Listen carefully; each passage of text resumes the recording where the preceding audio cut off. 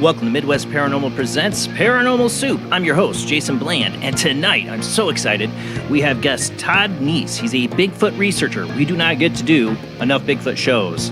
I always looking for a great guest in this topic, and I am a little picky. I am not an expert or knowledgeable. It's probably the least knowledgeable area I am in the paranormal realm, but I have a huge interest in the Bigfoot research field, and I've had trouble finding guests, and I am lucky to have Todd Neiss, who's definitely a huge guest when it comes to Bigfoot. He's the founder of the American Primate Conservancy in 1993.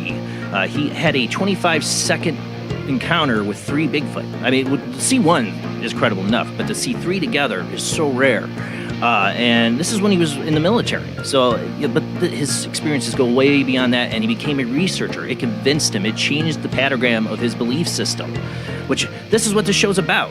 That's why I have the open lines in the chat room, and this is a place where you can come, because many people that come here have had their patagram shifted, seen something that's changed their mind to what the reality is. And Todd is one of those, and he's spent many years now researching Bigfoot on the search to see what is it? Is it real? I mean, he knows what he saw was real. We're going to talk about that tonight. And if you've had a Bigfoot encounter or experience, I'd love to hear from you. We will open up the phone lines later in the show for you to call in and ask your questions. But we got a lot to get to. There's a lot in the World Wide Web of weird, so let's go ahead and get rolling on into it.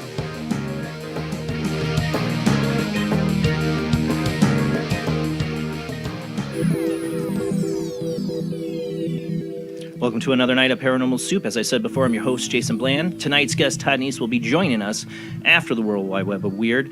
We're trying to hopefully get some audio issues set up with him. There is a piece of Bigfoot evidence if Todd's in earshot. If you do have to get fixed while we're doing the news segment, I would definitely love to hear your opinion on it, but we got him in the waiting room right now. But yeah, we do have a couple Bigfoot stories tonight to fit the show thing. It just happened to be that way. didn't plan it, but that's great. We get some news stories to go along with the subject. I always love it, especially Bigfoot stories. Gotta love it. There's a good video tonight. For those tuning in on the Paranormal Radio Network, we are a webcast. We stream live on Facebook, YouTube, and Twitch, and we do show videos and pictures. I'll remind you that again. My lovely co-host is joining us as always, Jamie D. How you doing tonight, Jamie? Doing well, thank you.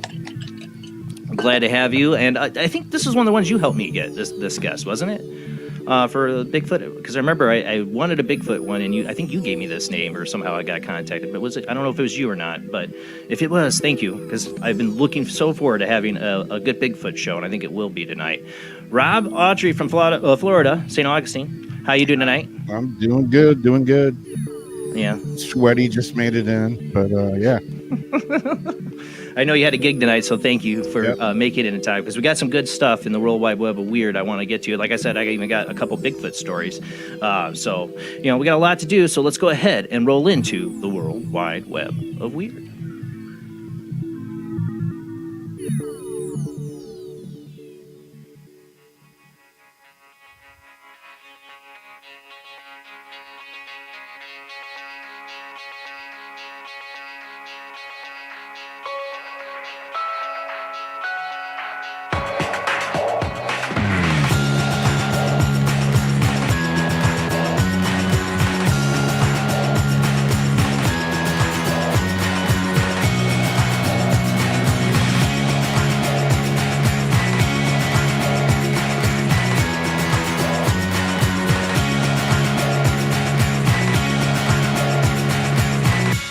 Tonight on the World Wide Web of Weird, I figured I would continue on this story. Now, I know I've had a number of people send me the story about the people who mysteriously died in National Park. We're going to get back into that next week. This is a different continuing story of the cattle mutilations in North Dakota. Now there is a $40,000 reward for anybody with information of how these poor animals were killed or died. For those listening, as I said before, on the Paranormal Radio Network, we are a webcast. You can watch us on Facebook, YouTube, Twitch, where we do show videos and pictures sometimes. Otherwise, I'll narrate as best as possible. But like I talked about last week, add to stream. There we go. About these cattle mutilations we had in North Dakota, Jamestown, North Dakota. This is from KVRR.com. The North Dakota Stockman Association says a $40,000 reward is being offered for information that leads to an arrest and a conviction in the strange death of a dozen cows near Jamestown. The group says that 58 pregnant cows were found dead on July 9th in a pasture leased for grazing on Arrowwood National Wildlife Refuge. At least 15 cows that survived aborted their calves, which were nearly full term due to be born in September. Stuntsman County Sheriff Major Jason Falk says it appears the deaths were caused by something that was not naturally occurring. Dr. Gerald Stoka, North Dakota State University Extension veterinarian and livestock stewardship specialist, indicated the veterinary diagnostic and clinical observation previously ruled out lightning, anthrax, blue-green algae, clostridial disease, lead poisoning, lack of water, and naturally occurring nitrate toxicity. Anyone with information is asked to call the Stuntsman County Sheriff's tip line at 701-251-6232, NDSA Deputy Brand Inspector Fred Frickinson at 701-290-3993 if you have any information. Investigators say the cattle deaths may be connected to a pair of fires on the Amundsen Ranch in April that burned 2,000 bales of hay. The hay was valued at $200,000. I think it might have been done on purpose for this one. I don't know. But we've been talking about a lot of cattle mutilations. This was like a lot. So this could be more people than alien. That there might be some revenge slaying going on. I mean, when you kill, usually it's like one cow here, one calf here. And I've seen a lot of people sharing this, talking about, the cattle mutilations. If it's 58 in one period like that, it sounds more human, like revenge. Yeah, I think so. Yeah. But that doesn't mean all the other cattle mutilations are revenge. That are happening.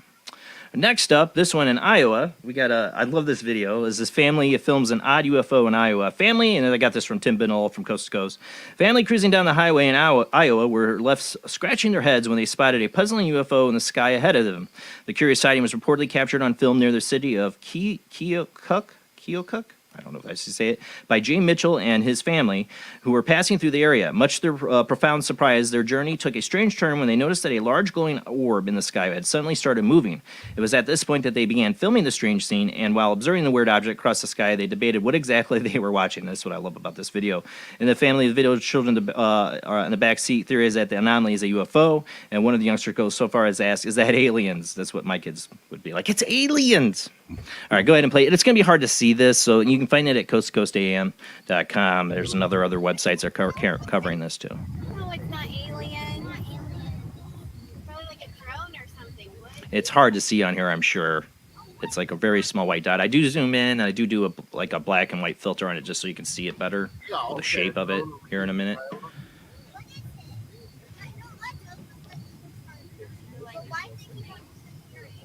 I love these kids.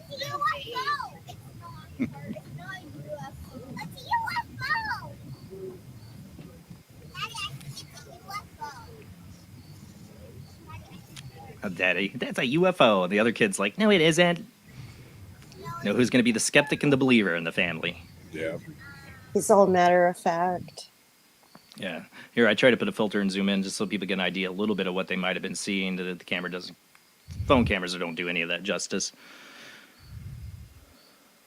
Here, I put a filter just so you can see what the shape of what they were seeing, because it's really hard to see on the screen. But what they were seeing, I don't know.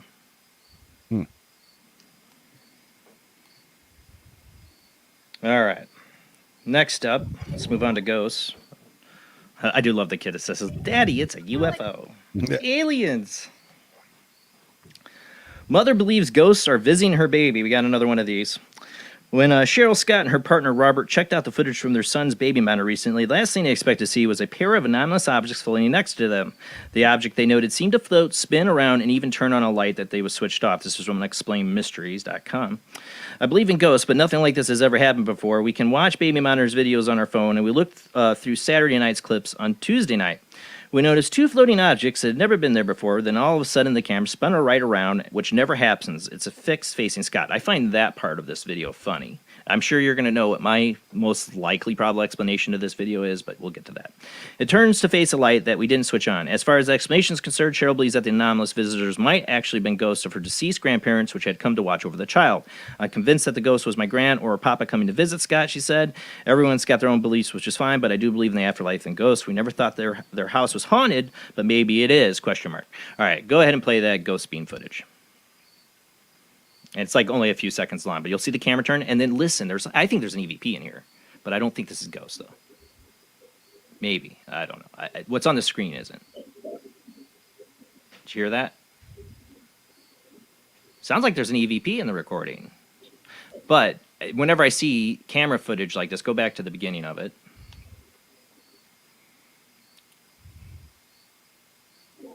I generally have to side with that it's either bugs on the camera, but it does turn away from it, or something hanging in front of the camera. So it can be Looks on like the a camera. piece of a web or something that might be like blowing. Yeah, We used it to could be get that hanging on our there. security cameras. But it's right in front of the camera, whatever it is, and the IR light's hitting it, making it glow like that.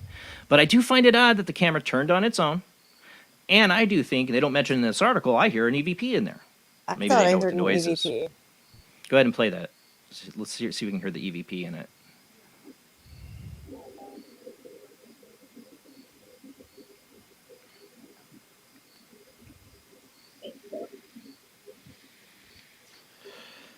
Could just be some noise. I mean, the mics on these things are horrible on baby monitors.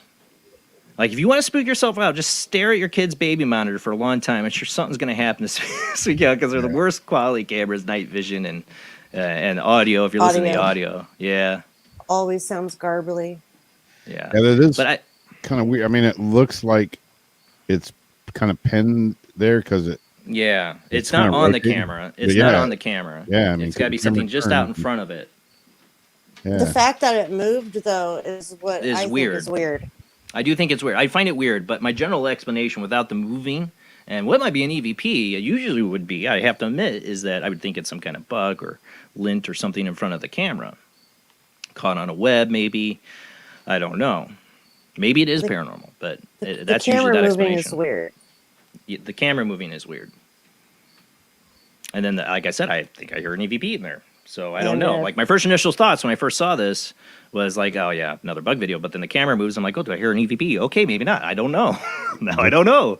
This thing back here in the closet door is what freaks me out. I don't know what it is. It's always the closet door. I'm seeing weird things back here, though. I didn't even look at the closet door. I've been Yeah. fixated on what I've been like trying to like bug or not bug. I don't know. It's usually the question when it comes to IR lights. All right, let's move on. All right, this is a sad, stupid story. I got the Tim Bindle Coast to Coast AM version of this story, but it's on several different sites. I think I share like it should be article 4 run. Yeah, here it is. But this is the picture from the original article. A member of a paranormal investigation group in Singapore tragically drowned while attempting to swim across a river in response to an individual online questioned his courage. The unfortunate tale reportedly began earlier this month when the ghost hunter who went by the moniker Rayson Ace received a rather hateful Facebook message from a person who declared that his organization was faking their exploits investigating allegedly haunted locations throughout the country. The sinister screed culminated. What the heck does that mean? Culminated with strange challenges from the man to swim across the Singapore River before the end of the Ghost Month, which is an annual period for many Asian countries where it is believed that the spirits of the dead are free to walk the earth. The reason for a specific dare for the online troll is that the tradition states that swimming in any body of water during the month is dangerous because a person is partaking in such a practice could wind up being the victim of a hungry ghost. In response to his courage being questioned, Ace took to Facebook and declared that he would answer the challenge, much to the chagrin of his friends online who implored him not to attempt such a feat. Undeterred by their misgivings, the ghost hunter set about making the dangerous swim this past Friday morning around 2:30 a.m.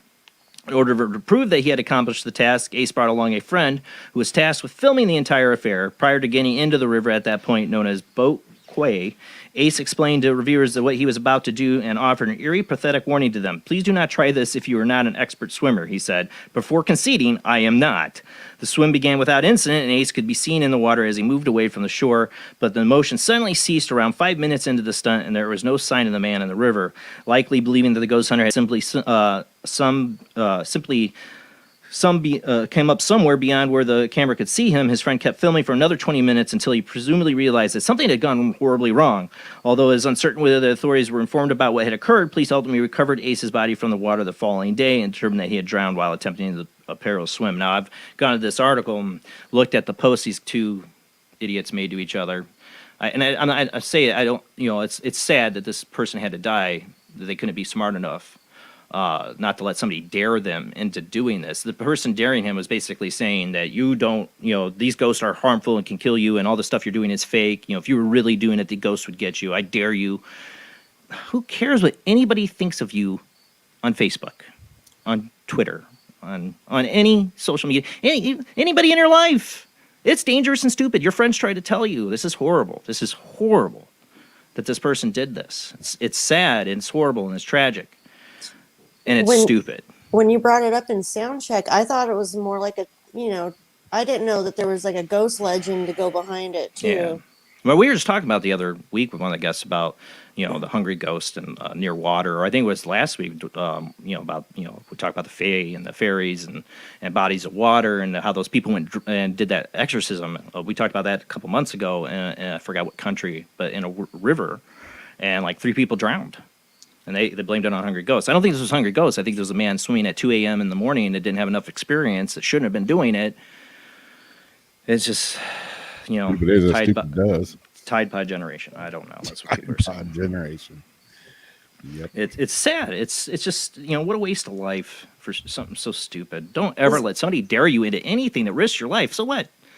Who cares what they think? If there's a weird undertow or something at that time of year, or if something's pulling them down, because I've swim in the night. Oh, a lot. I have big fears of body of water, so I would never do I wouldn't ever do anything to risk my life over some stupid dare. Fine, call me a fake. I don't care what you think. I don't do the kind of ghost stuff that guy did. Probably did. Who knows if he faked stuff? I don't care. If you were, trying to just, who cares what people think? God, I'm so sick of people. So you're saying you don't want to come paddleboarding with me at midnight? Never. Come on. Never. Man. There's only we won't have our Point Break moment, but never. Okay, let's move on. we're going to run out of time. So where are we at? All right, online dare. Oh, all right. This is another one that pisses me off. This lady, I thought, had a really great idea. I got the article from, again, Coast to Coast on this one, but it's the number one. What was this post? It's a Bigfoot display beheaded in Utah. Since we're talking about Bigfoot tonight, a community in Utah has come together following a bizarre incident which a miscreant chopped the head off a Bigfoot display that had become something of a local fixture. According to a local media report, the Sasquatch in question resides in the town of Benson and was created by Heidi and Jay Reese in response to the difficulties that so many people have had extended over the last year. We were just sick of the politics, sick of COVID, and everybody just being so negative, she said, explaining that she inspired them to dress a mannequin up as the famed cryptid and then place the creature throughout the community as a way of raising town spirits. It would seem that the concept worked as the Fox Bigfoot, which was given multiple wardrobe changes and moved to different locations over the course of the last few months, served as a fun distraction for residents of Benson. However, all that changed last weekend when Reese discovered that the Sasquatch was suddenly missing its head. At first, I thought somebody had blown its head off of the shotgun, Reese recalled, indicating that further inspection revealed a ne'er-do-well had actually gone so far to remove the Bigfoot's head with a reciprocating saw, which she understandably described as really weird. When word of the beheaded Bigfoot spread, social media residents of Benson were crestfallen that their proverbial mascot had been dismembered in such a heinous fashion, as can be seen in the image we got here. In turn, the townspeople quickly sprung into action, launching a crowdfunding campaign to restore the Sasquatch and procure cameras to ensure that the display does not fall victim to vandals again. But what jerks? What jerks? You know, this lady was just trying to brighten people's mood with this, and somebody had to go cut its head off. She said you didn't even need to cut its head off. You could have literally taken it off. It was duct taped on, but somebody wanted to get away quick, so they took the reciprocal saw to it. Well, as somebody that's built surfboard professionally for the last 40-something years, Bigfoot of that size is going to need a much bigger surfboard than what he has there. It's actually a pretty small Bigfoot. Look, yeah. All right, so this next one, I don't want to run out of time, and really want to get to this one, is a video supposedly from out of Idaho. There is no provenance for this as far as I can find. NVTV shares it, which I'm always highly suspect of. But it's been going around on TikTok. It's been going around on MVTV. And I don't know what to think of this one. Let's see. This is from Unexplained Mysteries. We've seen a fair number of videos over the years purporting to show evidence of Bigfoot, a large ape-like humanoid creature, is arguably the world's most ubiquitous cryptid. Ever since the infamous Patterson-Gimlin footage, blah, blah, blah. They're going to go on. Here we go. The latest example comes courtesy of YouTube channel NVTV, which presents the clip, which lasts only a few seconds, as an incredible muscular giant-sized Sasquatch. And for those people listening on the radio network, this thing is buff. Like, this Bigfoot does his crunches and lifts, and he's got some muscle. You would not want to mess with this Bigfoot. You wouldn't want to mess with if this is a costume, with the person in this costume, I wouldn't think, because it would have to be a big person, it seems like. I mean, there's no way to tell, you know, height or whatever, I think, from this. I mean, we can't tell, but this thing looks ripped, man. Ripped. With Jason Momoa. We just not long right. Just not long ago we had a Bigfoot hoax video on, and you could totally tell it's a too skinny of a guy in a bad suit. You know, even for splits, the few seconds it was on camera, you could tell it was a bad costume. And the guy, it just was, yeah, that's a starving Bigfoot or something with a lot of flabby skin left over or something. It was a bad costume. This would be movie quality. I'm not saying it's real. I don't know. But go ahead and play it.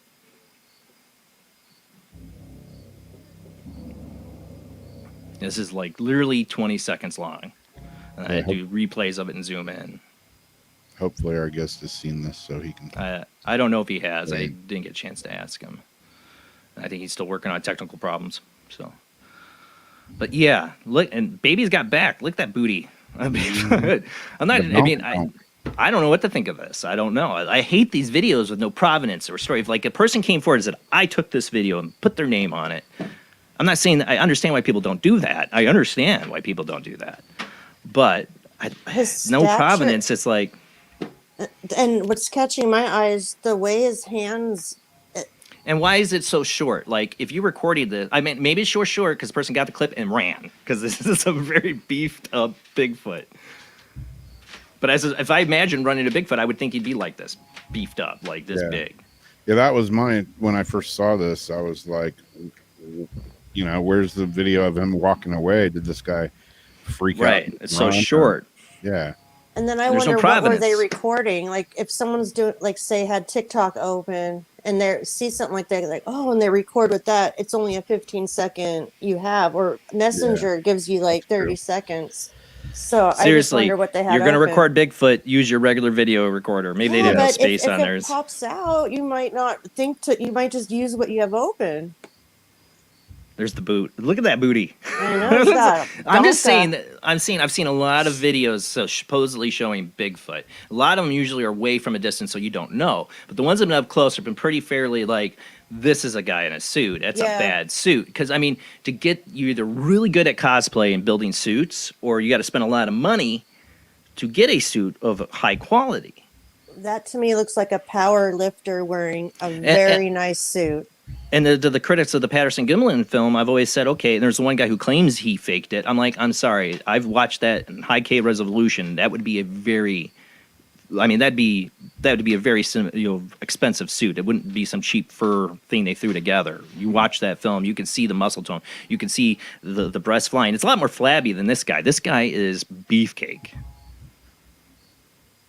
I mean, look at the arms on this thing, man. That's a big dude wearing a very expensive suit. Maybe I was like, is this? There's a lot of B-rated Bigfoot movies out there, like B-rated horror movies, and they don't even have costumes this good. But maybe it's from a movie. I don't know, and that happens. I'm waiting to find out. I really can't tell you people. But I hate it when they don't have provenance. When you mentioned cosplaying, though, I do know a lot of people that will do a quick little scene and they spend a lot of money on their suits and will just walk through the woods for a second, or that could have been taken out of you don't know where. Right, that's what I'm saying. That's why I hate it when it has no provenance. If I don't know where it came from or who took it, then I'm just as clueless as you if this is real or not. I don't, it's blurry and I can't tell. But man, it looks beefcake. It's high quality fake if it is. I don't know. All right, last story isn't Bigfoot related, but I wanted to cover this because, I've been talking about my fear of technology and terrorist attacks on this country over the years. And now we left just, a bunch of our own technology in a foreign country with a bunch of terrorists. So this one happened in Brazil. It wasn't terrorists. This was bank robbers. But it makes me fear what comes next. I don't have time to read the whole article. We're going to run out of time. Viral video, I'm not going to show the video either, captures footage of roving bands of heavily armed bank robber suspects with hostages strapped to getaway cars as human shields. And they had bombs with sensors. Actually, a bicyclist was riding by the scene, didn't know what was going on, and tripped a sensor on one of these cars with a person strapped to it, and it blew up, killed the person, killed them. I think 4 or 5 people died.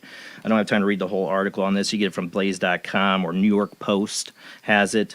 But yeah, they used drones. They hacked it. They basically listened to the police radios. They used drones to monitor the streets to coordinate all this.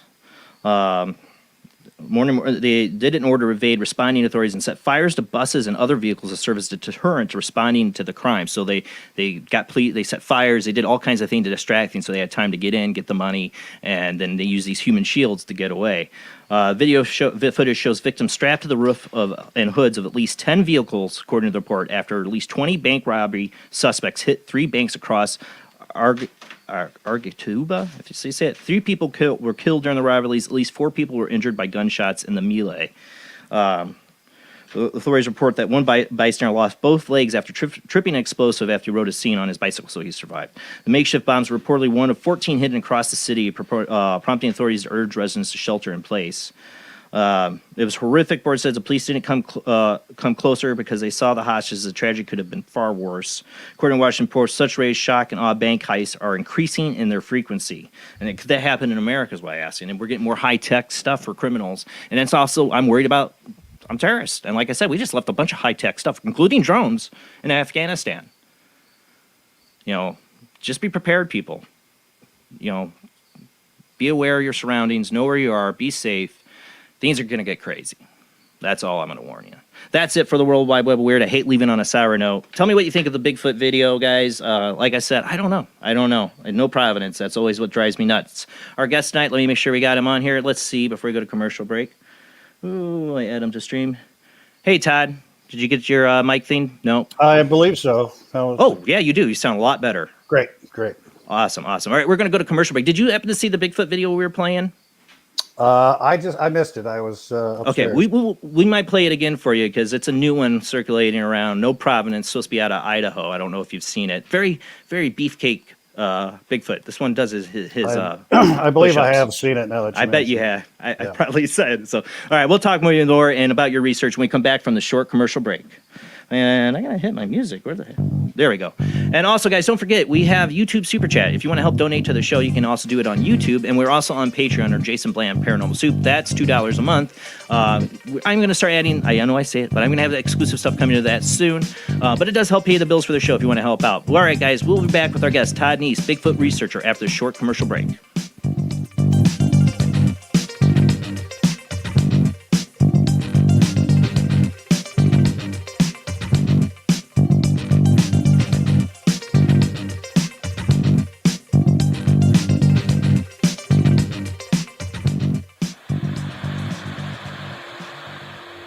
Join us every Wednesday night at midnight Eastern Standard Time for Weird Wednesday, the live stream, with your hosts Jamie, the Living Dead Girl, and Rob, the Phantom, where we'll talk about all things paranormal, including zodiac, astrology, tarot card and oracle card readings, live ghost boxing and spirit communication, where we'll do Voices from Beyond, the Cold Case Files. So we hope you join us live on Facebook and YouTube every Wednesday night at midnight Eastern Standard Time. We hope to see you there. Bye-bye.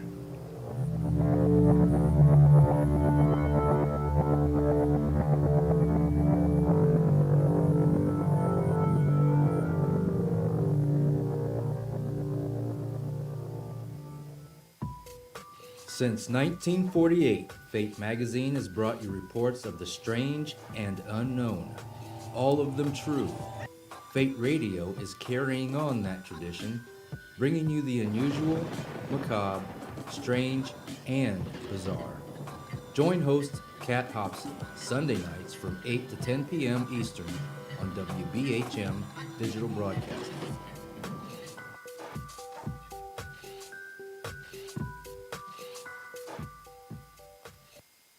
Of the second kind, physical evidence of a UFO. Close encounters of the third kind, contact. From Steven Spielberg, the director of Jaws, comes one of the most ambitious and unusual films ever made. And what you will see has never been seen before. It's a cosmic mystery crossing what many scientists believe will be the next threshold of human experience. It is called Close Encounters of the Third Kind. It begins in an Indiana town and leads to one inescapable conclusion. We are not alone.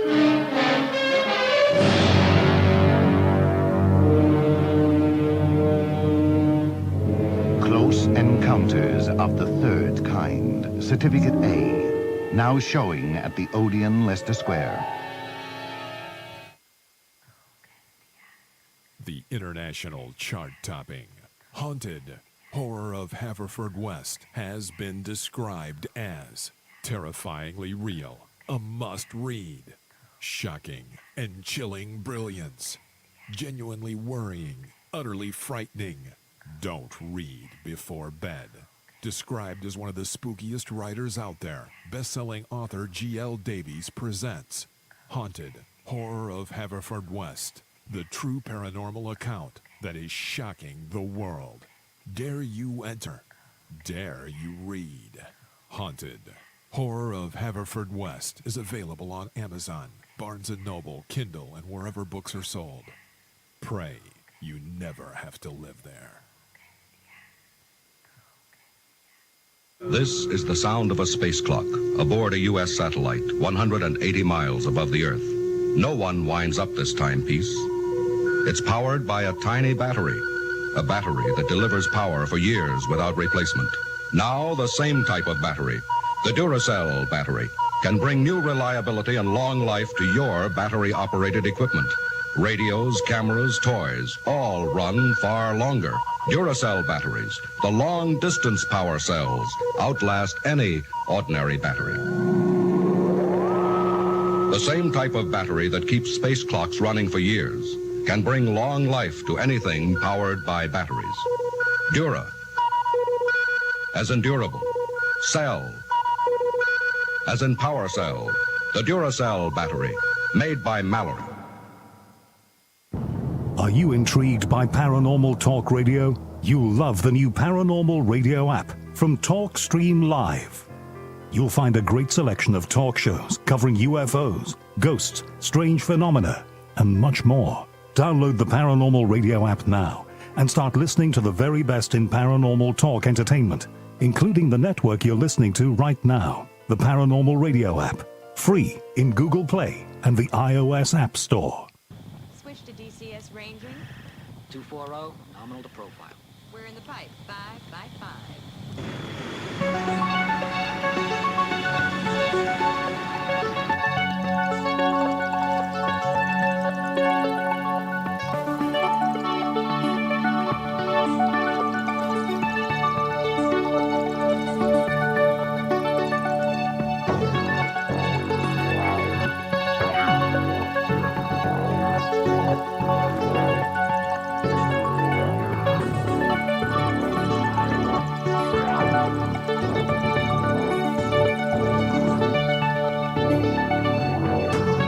Tonight on Paranormal Soup, our guest is Todd Neiss. Bigfoot witness turned researcher Todd M. Niece has been an active investigator for over 27 years. Born and raised on the Pacific Northwest, he grew up hearing of these legendary creatures, alternately known as Bigfoot or Sasquatch, but gave it little credibility beyond that of a good old-fashioned campfire tale designed to frighten young campers. All of that changed for Todd in the spring of 1993. As a sergeant in the Army of the 11249th Combat Engineer Battalion, he came face-to-face with not one, but 3 of the elusive giants in a temperate rainforest on Oregon's Coast Range while conducting high explosives training. This sighting was independently corroborated by 3 fellow soldiers who also witnessed the creatures. Since that fateful day, Niece has conducted numerous investigations, including several long-term expeditions to the coastal Cascade and Blue Mountain ranges of Oregon and Washington, as well as North Carolina, Arizona, Alaska, Nebraska, and British Columbia. Todd believes that in the tradition of Jane Goodall and Diane Fossey, the best way to obtain credible evidence of the existence of these fascinating beings is insert a small research team into the heart of the prime Bigfoot habitat for an extended period of time, ideally 45 to 60-day rotations. In doing so, he hopes to acclimatize the creatures to their presence and eventually overcome their inherent apprehension of humans. And it's got a long bio, I won't get all of it, but we don't get to do enough Bigfoot shows. And he sent me his experience written out, and I was like, wow, I cannot wait to have him on this show. It's about experience first, and it changes you. I had my green floating head experience. It changed my perception at a very young age. And I think I've never seen a Bigfoot, but I believe in people's experiences, that people are honest. And I believe Todd's honest. I believe so many people I've talked to have had this experience of encountering these creatures. And you know, this is an open place to discuss that. Maybe you don't believe in Bigfoot, but open your mind to the idea, because a lot of people, I'm not talking about just in America, across the world for centuries have witnessed these creatures. I can go all the way back. You can think about the Enkidu of the Sumerians was very much a Bigfoot-like creature. I believe they've always been with us. I don't have to see one to know that enough people have experienced that they're real. You know, there's plenty of animals I've never ever witnessed myself that are accepted as real, that people see. Well, that's what we're talking about tonight. So let's go ahead and get to our guest.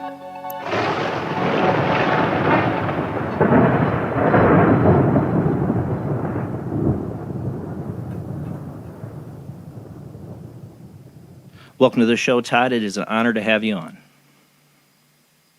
Oh, hold on. I thought I unmuted you. Hold on. There you go. Now you're unmuted. Yeah, it's a pleasure to be here, and I appreciate you having me on. Now, I read the encounter that you shared that got you all into this, and I'd love the audience to hear this. This is where it all began for you. You know, number of people over the years, and we talk, you know, I had the Bigfoot video on here just, you know, a few minutes ago. Have had these experiences, seen these creatures. We have the Patterson-Gimlin film. No body is what everybody always brings up. But I think there's a large body of evidence when it comes to people's experiences and people like you. And you have no reason to lie. Why would you spend this time if you did not experience something? And I think it's important. Yours, in my opinion, as of experiences, is some of the rarest. When most people see one, not 3. Well, that's true. It's a very interesting story as to how I was initiated into this. not being a believer, believe it or not, from being in the Pacific Northwest, you'd think that's pretty automatic. But I really didn't put a lot of credence in it, mainly because I did a lot of hunting and fishing and hiking and mountain climbing, and had never seen anything to back it up. So I just, again, like you said, I kind of wrote it off as just a great spooky story. But for me, that all changed on April 3rd, 1993, where you could say I had my initiation into the club, if you will. As you said, I was working with the 1249th Combat Engineers. At that time, I was a National Guardsman here in the state of Oregon. And for your listeners that don't know what we do, a lot of what we do involves explosives, either just regular explosives, C4, plastic explosives, Simtex, ammonium nitrate. The good stuff. Yeah. or landmines of all different sorts. And we not only put them in, but we have to take them out. And so it's our main mission is mobility, counter mobility. We'd get our troops through where they had to go and do whatever we had to do to stop the enemy from getting through where they want to go. So on this particular day, it was a Saturday, again, April 3rd, and really a nice day for that matter. Yeah. Especially in the Oregon Coast Range, which is a temperate rainforest. So we had 3 sites on some private timberland. We had special access to get in there, and of course, very heavy security because of what we were doing. We had 3 gravel quarries that were located on this property that we would use to do very large explosives, something more akin to what we would use in the battlefield. And you need a little bit of room for that. So, are you talking like mushroom cloud kind of like explosions? Yeah. Like you can be seen for a little ways? Oh, yeah. 2,000 to 3,000 foot high mushroom clouds, little earthquakes in the making temporarily. So, this place has to be pretty remote, right? I mean, it's got to be out there. Well, it's very secure. It's locked off to the public normally. Yeah. But because of what we were doing, even though we went in through one entrance and out the same entrance, we still had to post guards at all entrance roads, gated or not, just to make sure the public wasn't getting in there. And, just safety, right? So the first 2 sites we had completed. I'll give you the Reader's Digest version. We had completed the first 2 sites. The last site was a cratering charge. This was 250 pounds of ammonium nitrate that we had been soaking in diesel fuel. Ooh. And I think the Oklahoma City Murrow building. So we set this charge. We put in the blasting caps and hooked them up to the fuses, and we initiated the fuses and got in our vehicles. We had 4 vehicles in total, and we got the heck out of there. What are you going to do? So we should be blasting AC/DC Highway to Hell and pull it out of there. Yeah, they balk at putting stereos in Humvees. I know. But anyway, I get you. That'd be the Hollywood movie of this. That'd be playing in the background soundtrack. Right. But I happen to be a passenger in the second Humvee. There were 2 Humvees up front, 1 in the back, and the third vehicle was a troop transport, deuce and a half, we'd call it, 2.5-ton truck. And we started heading down to this safety staging area where we'd wait to hear the explosion. And myself being, like I said, a hunter and not having to focus on the road, sitting behind the driver, I had the window down, and it was just natural for me to look around the countryside and look for game, deer, elk, whatever. But I got a little more than I bargained for that day, because as we rounded this sweeping right-hand turn, the second blast site came into full view. And what struck me were there was three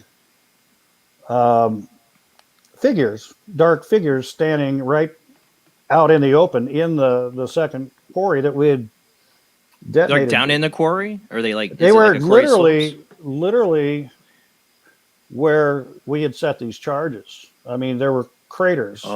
Still there. We at that particular site. That's where you'd already blown something up. Correct. Yeah, that we had a minefield, a mock minefield that we had to blast a lane through, but they were right exactly in the middle of that. Oh wow. And what struck me right off was we have what we call 100% integrity, which means everybody's accounted for. Nobody's out of sight. We don't send people around onesie twosies. It's just not safe. Right. But yet here's these three individuals standing down there in that gravel pit. And, again, my first thought was, what the heck are those people doing there? They're not supposed to be there, but I hardly even got that thought out of my head when I realized I'm not looking at people. Oh. These things quickly departed from human form as far as I'm concerned, not just the silhouette. Now imagine, if you will, bright sunny day, 3:00 in the afternoon, dark black figures, but with a kind of a light gray concrete colored basalt, if you will, behind them. So the contrast was really clear. Yeah. And well, right off the bat, these arms reached well below their knees. They were just disproportionate to that of a human by a long shot, maybe by at least a quarter, if not a third, longer than a human arm. And the legs too were just disproportionately long, I would say. But it was their main, the body, the torso, the head, the shoulders, this barreled chest, and I mean, these things look like bodybuilders. And so that's like the video we just watched. The guy, it was like Beefcake Bigfoot. Right. And so the one in the middle stood a head taller than the other two. I estimated somewhere around 9 feet in height. Whoa. Yeah, a good 4.5 feet across the shoulders, just huge. Tapering, barrel chest tapered down to a waist. I mean, I'd love to have these guys on the Seahawks team, but they Bears that guy, need them, but. Yeah, right. We won't go there. But no, the thing is, that one in the middle stood there like a statue. Yeah. Didn't flinch. The two, though, on either side of it were swaying to the left and to the right, back and forth, like they're shifting their weight from one foot to the other. Ooh. And in the process, these long pendulous arms are swinging below their knees. And that's very like when I think of that, it seems like something very much like primate, like monkeys and apes do. Like the alpha stands firm and they are back there kind of like the hooligans moving their arms around. And that's what I picture in my head when I was reading it and you're describing it. Yeah, well, I actually brought that up with Dr. Henner Fehrenbach, who was a primatologist that lived here in that time. And he said, this is what you said. He said, any primate that's really agitated or anxious or nervous, they will exhibit that behavior. And so it fits. I mean, we just blew up their world. So I'd be doing the Watusies too. So, but they did this the entire time I watched them. I'm talking 25 seconds. Which doesn't sound very long, but I mean, look at your watch for 25 seconds and imagine seeing what I'm seeing. Oh yeah, absolutely. And so 25 seconds passed, and I'm in shock the whole time I'm looking at them. I don't want to turn away to say anything because I don't know how much of a view I'm going to have, and I didn't want to have, I was just in the moment, if you will. Am I the only one who sees this? Right. Yeah, that's the thought, Like, do you say anything and look like the crazy guy? Yeah. So I get that a lot. But no, I just kind of slumped back in my seat after we took the rest of the turn and lost sight of them. And, my head's swimming with thousands of questions. I mean, it's it's really a traumatic thing. It really shakes your belief system, if you will. Yeah. And at the same time, it opens your mind, as you can imagine. And but it's just so much to try to accept in that 25 seconds. And I just, like I said, I slumped back in my seat and I'm like, holy bleep. So, so we, in the short order, we got down to that staging area, and I instinctively got out of the truck and ran back or jogged back toward the direction we had just come, and hoping I could get another view of them. And I got, I don't know, maybe 100 yards or so, and I realized if I go any further, I'm going to be breaking protocol because now I'm out of sight. We don't have that integrity. I went as far as I dared, and then I stood on my tiptoes. I got my hand on my forehead. I'm just hoping to get a sight of this, but there was this berm that kind of blocked my view. But then something very interesting happened. Somebody yells out my name, and I look to my right, and there's Sergeant Martin. Been working with Jeff for years, and he says, "What are you looking at?" And I drop my hands to my side. I said, "Nothing." He continued to come my direction. He got right up close and looked me right in the eyes. He said, "Hey, I don't suppose you saw what I saw down at that second blast site." Yeah. And of course, being the brave guy I am, I said, "I don't know, Jeff, what did you see?" Well, anyway, he went on to say, "I saw 3 huge, hair covered, I don't know, Bigfoot, I guess." And at that, of course, I said, I saw him too. You know, it was nice knowing that somebody else shared that experience, you know. But as far as having concurrence, it wouldn't have changed anything for me. I can't unsee what I saw. I mean, I could see it as clearly today as when it happened. It kind of gets burned in your memory because you keep replaying it in your head. Like, this is what I saw. This is what I saw. You keep replaying it in your head, just trying to rationalize it. Right, and you know, it still boggles me to this day that just 25 seconds of my adult life, then 34 years of age, was inextricably altered forever. Almost, it just seems like everything that's happened in my life since then, it has, you know, it's kind of the Kevin Bacon thing. Everything comes back to Kevin. Everything comes back to Bigfoot. 6 degrees of separation. Exactly. So, yeah. So it's kind of a blessing and a curse. You know, you see something that very few people get to see, but you don't have the choice. I mean, be honest with you, you don't find Bigfoot. Bigfoot finds you. Right, because I mean, they had a whole TV series of finding Bigfoot. They didn't find Bigfoot, so I think we've gotten that now. Yeah. You know, well, the thing is, a lot of people, Todd, they see Bigfoot. They've had encounters, tons, you know, thousands of people have had these encounters, but not everybody goes and becomes a Bigfoot researcher. What got you? What made you like? Why did this get you so much? You were like, I have to know, and you wanted to research it more. Well, initially, you know, obviously, I had not read those books or watched those TV shows. All, you know, suddenly that's like number 1 on my list. So I went to a library. I remember when we got done with drill and I got back home, I went to a library probably the first time in 20 years and checked out every book I could find on the subject. I mean, for me, it was personal. Initially, it was personal. I mean, still is to a degree, but I mean, I wanted to know the newest information about these things, everything I could find about these things, and I digested those books. And but the thing is, and I've interviewed well over 100 eyewitnesses, and we all kind of share the same burden, if you will, to know what you know, to have seen what you've seen and experienced what you've experienced.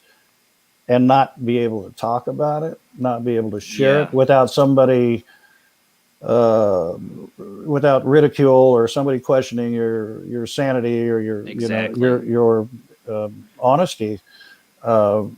It's kind of a heavy lift, and so people look for an outlet, and I found one. It was rather lucky, but I was just going through the newspaper, wandered into the want ads, and here's this in big bold print, the word Bigfoot. I'm like, what? So I go on to read it. It says Bigfoot research project based in Parkdale, Washington, looking for a field investigator. Well, I wasn't about to do that. I was a vice president of a shipping company at the time. Yeah. But here it is. There's that. I swear to God, it was 1-800-Bigfoot. I can't make that up. But I gave it a call. It went to voicemail. I left a really brief message. It was like, if you guys are the real deal, I got a story you might be interested in. And it was a very, very lucky call. And it turned out to be one of the largest funded research projects ever. Obviously, they had funding. They could put advertisements in newspapers. Well, to the tune of $3 million over the course of 5 years. The Bigfoot Research Project at that time was headed up by pioneer researcher Peter Byrne. And so this was my opportunity to kind of at least, unload, decompress and get this at least maybe to somebody that can do something with it. And over time, they did come out and investigate it a couple of times. We became good friends over the years and still are to this day. And so Peter Byrne introduced me to a gentleman named Ray Crow, who at the time was running what they called the Western Bigfoot Society. And it was kind of like Alcohol Anonymous for Bigfoot eyewitnesses. We call this a paranormal support group here, our chat room, because exactly you have to have a place to talk about these things. I mean, once you've experienced something that's out of the realm of normal society's accepted reality, trying to talk to normal people, your coworkers or family or friends, it's impossible half the time. Sure, but once you're among your peers, then it's a relief, to be honest with you. I mean, I can't tell you how many people I've interviewed over the years that it's like, when did this happen? I was 15. It's like, who have you told? You. Right, and, exactly. It's like, welcome to the club. But no, so going public still hadn't hit me until 1994 when, again, I was contacted by Peter Byrne, who said, we're doing a TV documentary called Unsolved Mysteries, and we were wondering if you would be interested in joining us. And that was actually my first, coming out of the Bigfoot closet moment. Yeah. And so I did go on that, and it's just, everything is just kind of it gotten easier and easier over time, let's say. And I don't care anymore. People. What people think? I mean, we were just talking about that on the World Wide Web of Weird, because some ghost hunter out there went and tried to swim a river just because somebody that challenged or dared him and challenged his courage. I'm like, why do people care what people think? Right. So it was, that ship has sailed, and so I'm good with coming forward. And it's been an amazing journey. I mean, I've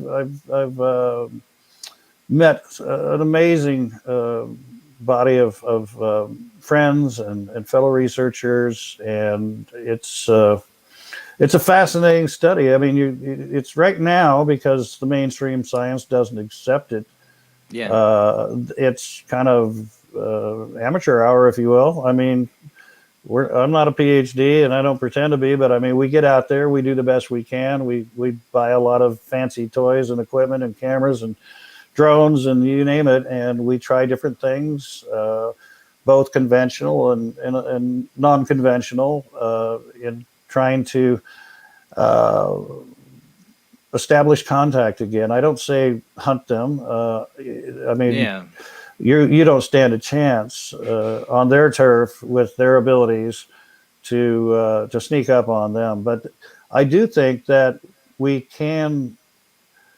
They're very curious about us. As elusive as they are seen a lot more than people realize. If you're not in the circles I travel in, Yeah. I'm talking weekly. We're hearing stuff, and Yeah.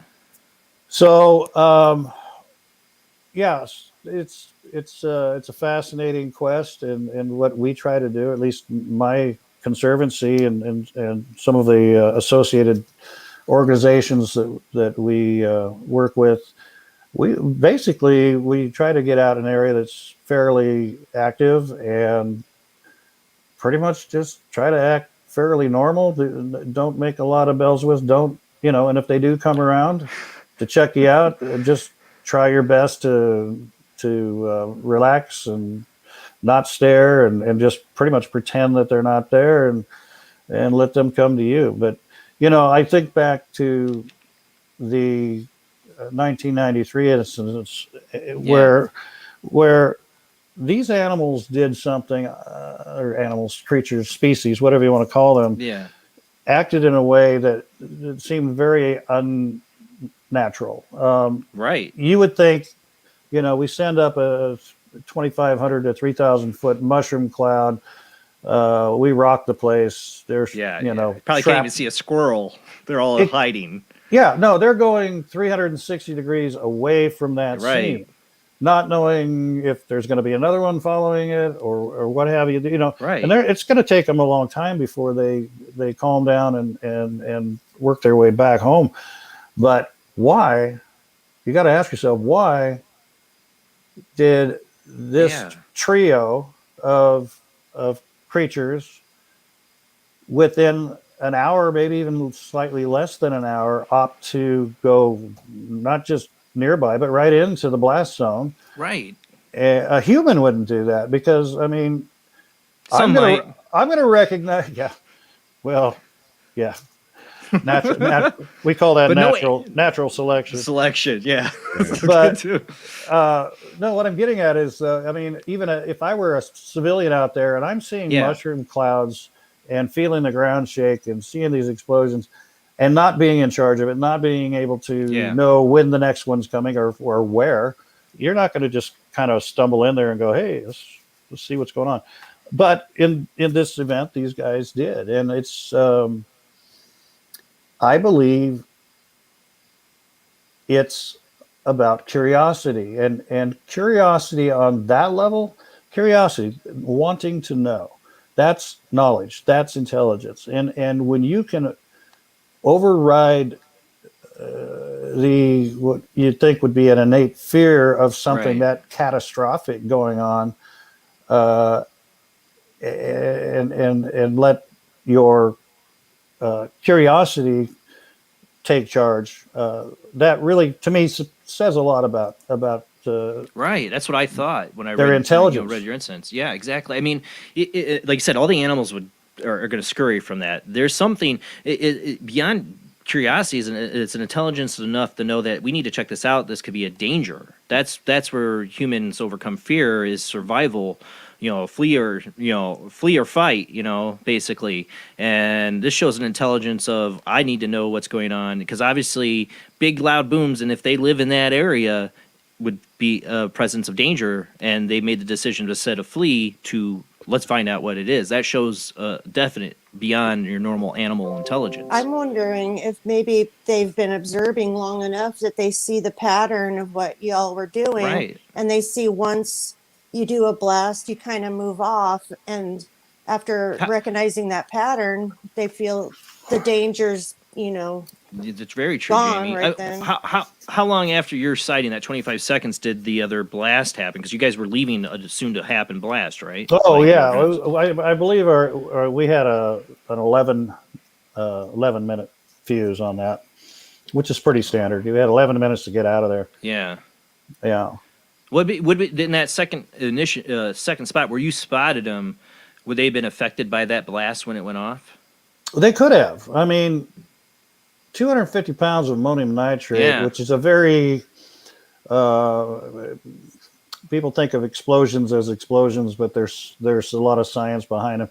Ammonium nitrate is a slow explosion, almost immeasurable to say C4, but it builds up pressure and it's made to throw a lot of a pressure wave, if you will, and it could have easily rained down rocks and whatnot. I mean, they're in a quarry.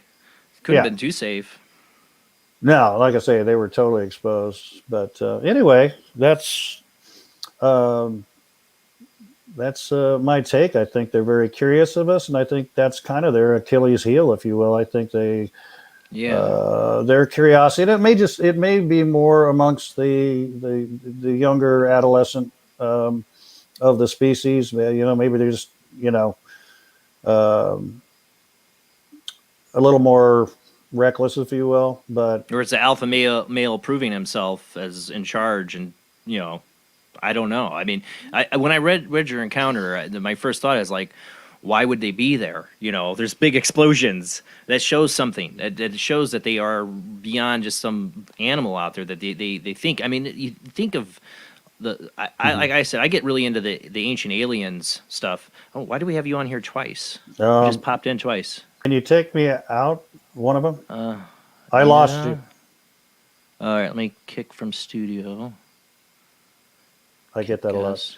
Oh, that is weird. I've never had that happen before. Sorry. Well, I have not been looking at your screen. I clicked out of it, so I thought I'd try to sneak back in the backside. But now I've lost you again, so that's all right. I don't have to. I'm sure you're beautiful.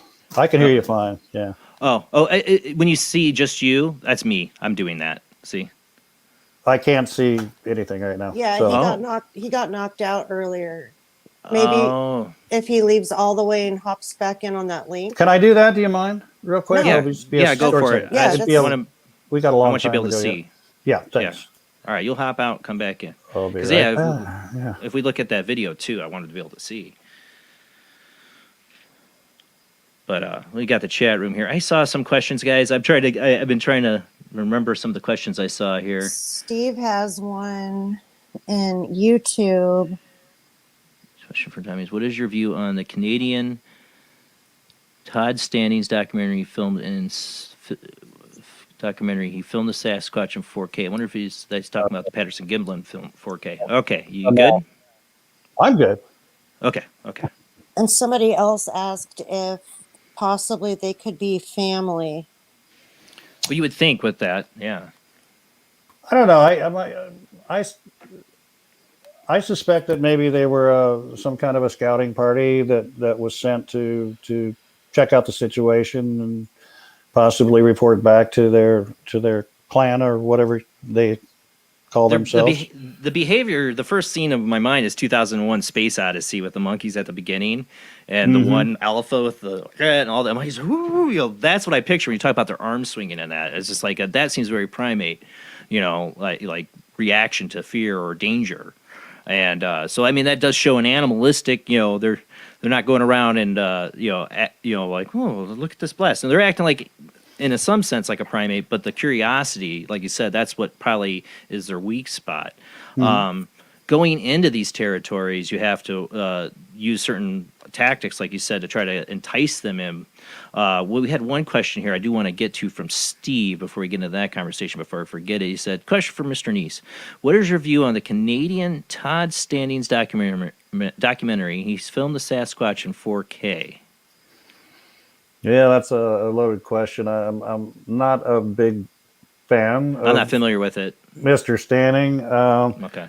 Well, he's produced a couple of crystal clear close-up facial shoulders up might have seen head shots. Yeah. Of a purported Bigfoot.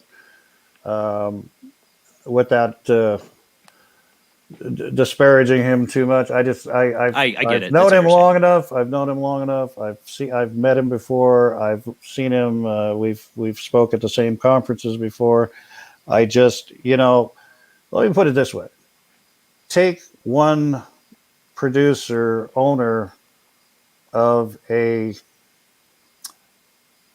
film company called Outstanding Productions, and add to it a wife who happens to be a special effects artist. And I'm sorry, I see a lot of red flags. You have some there. Doubts. You have to be, there's so many in all the realms of UFO, ghost, Bigfoot, Dogman. There's a lot of fakery. There's a lot of shenanigans. Unfortunately, that video we were talking about earlier does interest me. I have to say, I hate it. It has no provenance. To me, the biggest thing, like the Patterson-Gimlin film, you have Patterson, you have Gimlin, you have their witness accounts, and you have it on film. And it's, to me, I don't care about the guy who says he wore the suit. I think that's a bunch of crap. Once it came out in 4K, too, it just, to me, improved it more. What I talk about is the suit. If this was a suit in the Patterson-Gimlin film, it'd be especially for 1960s. Have you seen the sci-fi movies from the 1960s? That suit would outdo any of those. Correct. They didn't. Who's going to build that suit? Who's going to make that? Because literally, you can see the breasts swaying and moving. You can see the muscle tone in that 4K. I don't buy the whole. It was this guy. He did it. Well, but I think this film, I don't know. I think what it has in its favor is actually the era in which it was filmed, because we didn't have, Photoshop. We didn't have ways of CGI. Yeah, digitizing a celluloid film. Our costumes at that time, the best you could get is very high-end productions in Hollywood films. Oh yeah, in fact, a gentleman by the name of Chambers excuse me, I'm going to get that wrong. Anyway, I digress. The one of the top costume makers of that time was involved with the Planet of the Apes costumes, which came out 2 years later, at least the first series. And he was shown the film. He said, I can't do that. Yeah, exactly. And I happen to know Bob Gimlin personally. Oh, really? Yeah, we met back in, actually I met him at the Bluff Creek site in 2001. Wow. And we've been friends ever since. He's still kicking and cowboying and doing his thing. But the guy is as honest as the day is long. You'd only need to spend a minute with a guy, not even that, before you'd realize that this guy couldn't lie to you if you paid him. And, not for this long. Keep in mind, Roger Patterson's the one that took off with the film and ran it all over the country and tried to make money. Bob said, I'm going back to ranching and rodeoing, and he let Roger do what he wanted to. He wanted nothing to do with it. But the thing is, he was there, and it wasn't until 2001 that he was coaxed to, come back into the public light, and thank God he did, because there's been a real blank spot for a lot of people since Roger passed away in 1972. And it's got its critics. It's got its critics. There's people who've been trying to explain that film for so long. And to me, I think it's still one of the best pieces of evidence. Oh, absolutely. But the Idaho one really gets my attention, I have to tell you. I was wondering, can you pull that up, Rob? You still have it? You bring the share screen up? You're muted right now, Rob. But yeah, he's gonna pull that up. We'll take a look at that again. So yeah, because we do the World Wide Web of Weird, and we've had a numerous amount of Bigfoot videos, and most of the time, that totally looks like a really bad suit. Looks like somebody. There's cosplay players out there that can make some incredible stuff. So I do keep that in mind. But only thing, what I hate is I always talk about provenance. I love a good story, eyewitness account over any video with no provenance. I'd rather hear your story over 1993 than a video that like this. I can't tell you exactly who shot it or where it came from. Yeah, and what we really need to do is find that area and have a person go by, measure that tree behind it. Said it was Idaho. Yeah, that's what I'm saying. We could tell the height and that. That's why we need provenance. We need provenance. Even if the eyewitness wants to remain anonymous, give us more of a story. Hook up with an actual Bigfoot research group or something and give them the story. Be anonymous, please. We need you because I want to know what this is. Yeah, it's unfortunately it's a really short clip, but I don't know why. Like 20, not even 20 seconds. I mean, shorter than your sighting. Yeah. I mean, it could be that the person was like, "Oh, okay, film that going," because it's seen. I mean, I have to ask you, Todd. I mean, you were saying you're a hunter. You're a hunter, okay?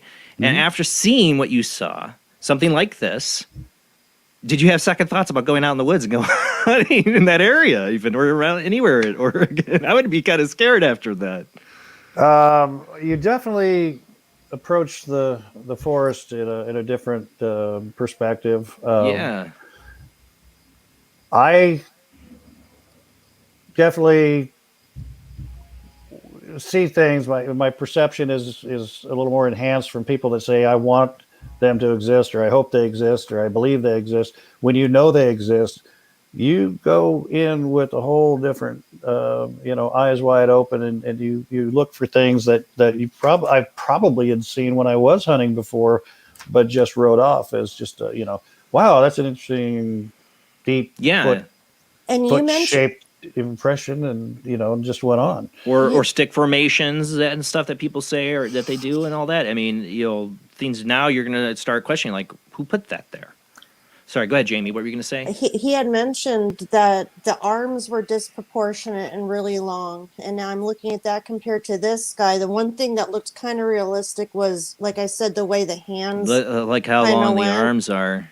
But look from what you saw, yeah, compared to this. Is this similar? So what you have to understand, just to be fair, is that what I saw were full frontal silhouettes. I didn't see a side silhouette like that, but I can mentally kind of rotate that thing in my head, and that's every bit as bulky, muscular, strong. I mean, and you see the way the head is canted forward. Mm-hmm. Yeah, that seems to be very typical, and that's why. I bet they got traps that go from their bottom of their earlobes right out to the edge of their shoulders, but you don't see any neck. Well, part of that is because they have that kind of hunched over position even when they're walking. It just seems to be. Well, it'd be if you're talking a 9-foot creature, its head would be pretty massive and heavy. It'd have to have a pretty strong, wide neck to support it. But I just keep looking at the chest and arms on this thing, and I'm like, dang. That's I keep a suit. thinking wow. power lifter, like a power lifter in a really expensive suit, but those, like the neck and the hands, are throwing me off. Well, there's a lot of things that we can do with this kind of stuff. I mean, look at what they've done with the '67 Patterson-Gimlin film. Now they've got it kind of sharpened up to 4K. They stabilized the shakiness. They've been able to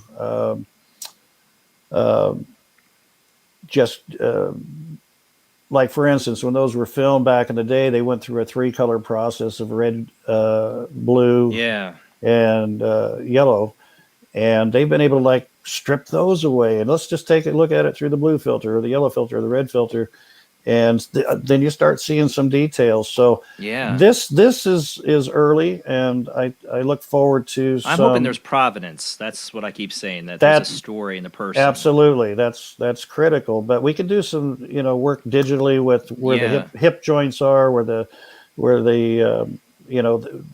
look at the swing, the gait, the hands.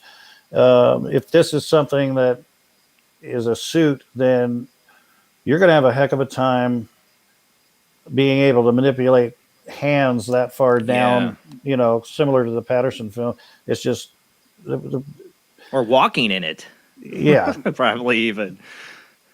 That'd be the blooper reel of the hoax, is the guy tripping over everything. Right. But, Well, you notice it's got that same protruding booty on it that Patty did as well. We were talking about the butt. You won't see that on a quadruped because that's your glutes are what helps you walk upright, and they're very pronounced there, just like Patty. Yeah. Oh yeah. Just an amazing film, and like I say, the story is yet to be written on this, and I hope there is. I hope there's somebody that's going to come forward. Well, I know you don't know me very well, but I'll promise you this: I will run it to ground. Oh, I can't wait to hear more about it because, like I said, in the World Wide Web of Weird, we've covered a lot. And we've had a lot of disappointing Bigfoot videos, and I'm not an expert, but they're pretty easy to spot the tells, But on this it. one, This is like the most up close pretty cool definition, something that I might buy into. Like, not could be all something. grainy behind a bush and a tree. blurry. When I first saw it, I was like looking everywhere to see if there was a story or a witness, and I can't find anything. MVTV, they put anything up, and they have a lot of ghost and stuff that's just totally India CGI. Black shadow comes through, stuff. So I don't know, but they'll show anything. Somebody gave it to them, and they and now everybody's talking about it. But let's get a story. Whoever did this, and it says Idaho on the TikTok video I found of it. Right. So if it's in Idaho, please come forward. Only thing that gets me on it is it's like less than 10 seconds of video. It's like, where's the Yeah, like was it clipped out of an old movie? Well, see what I always that's what I wondered. Call into question when I have people either show me photographs or video is I know you didn't go out there with the intention of getting that photograph or video. So I know there was some video taken before that. I don't care if it's the kids throwing a frisbee in the park or whatever. You could be right, yeah. There should have been something following it, but in this case, it's so short. And why is it short? I mean, I've got 100 questions that I think about, but it's no audio. It's a mystery. Yeah, there should be audio. There should be more to it. I want to see what was filmed before that. I want to see what's filmed after that. And so I've seen a lot of the Bigfoot horror movies because my 9-year-old son's obsessed with Bigfoot and he likes all the Bigfoot horror movies. You can find a ton of them on Amazon. Right. And he's probably watched all of them. I probably watched all of them with him. And I say that image and that is better than some of the even the suits and stuff they did in the movies. Yeah, it's a mystery. It's a mystery. Yeah. I'll put that on my list. So now doing this, you've gone to numerous locations in search. We're going to go to commercial break soon, but I'd like to set up. I'm sure you've had since this encounter. You've had maybe you haven't seen Bigfoot, but you've definitely had probably what could be encounters like a lot of people have that are sounds, noises, or sometimes people see their eyes. Sometimes people smell. All these things. Have you had these experiences since? All the above. Oh yeah. Yeah, and fairly recently, and we'll get to that. But you're right. Encounters come in different flavors, if you will. Yeah. Like you say, some of the holy grail is to actually get a visual sighting, like I did. I've actually been closer to this species than I was when I sighted them. I've been much closer. In fact, too close. One time, I got roared at from less than 100 feet away, maybe 70 feet away. Back in 1998, I had put together an expedition near the base of Saddle Mountain that was close to where I had my sighting, and I was very fortunate enough to have two great researchers, Peter Byrne and Ron Moorhead, on board my team. And we spent 8 days up there, and Ron had flown in his private plane in hopes we could use it for some aerial reconnaissance. But the weather was just so socked in, it was pretty useless. So on day 6, Ron asked Peter if he'd take him down to the seaside airport where he had his plane moored, and he wanted to take advantage of a slight break in the weather. So I was by myself for like 2.5 hours, and I had a set of seismic ground sensors that I had borrowed from the North American Science Institute. Oh, wow. That I had yet to in place. So I thought, while they're gone, this would be a good time to do that. So I went up above our base camp, which was kind of down in an elk meadow, and went up the hill and decided I'll just put kind of a picket line of these sensors in place. Yeah. So that anything coming down off that hill toward the base camp will be able to pick up. It just literally registers vibration in the ground. Pretty cool stuff.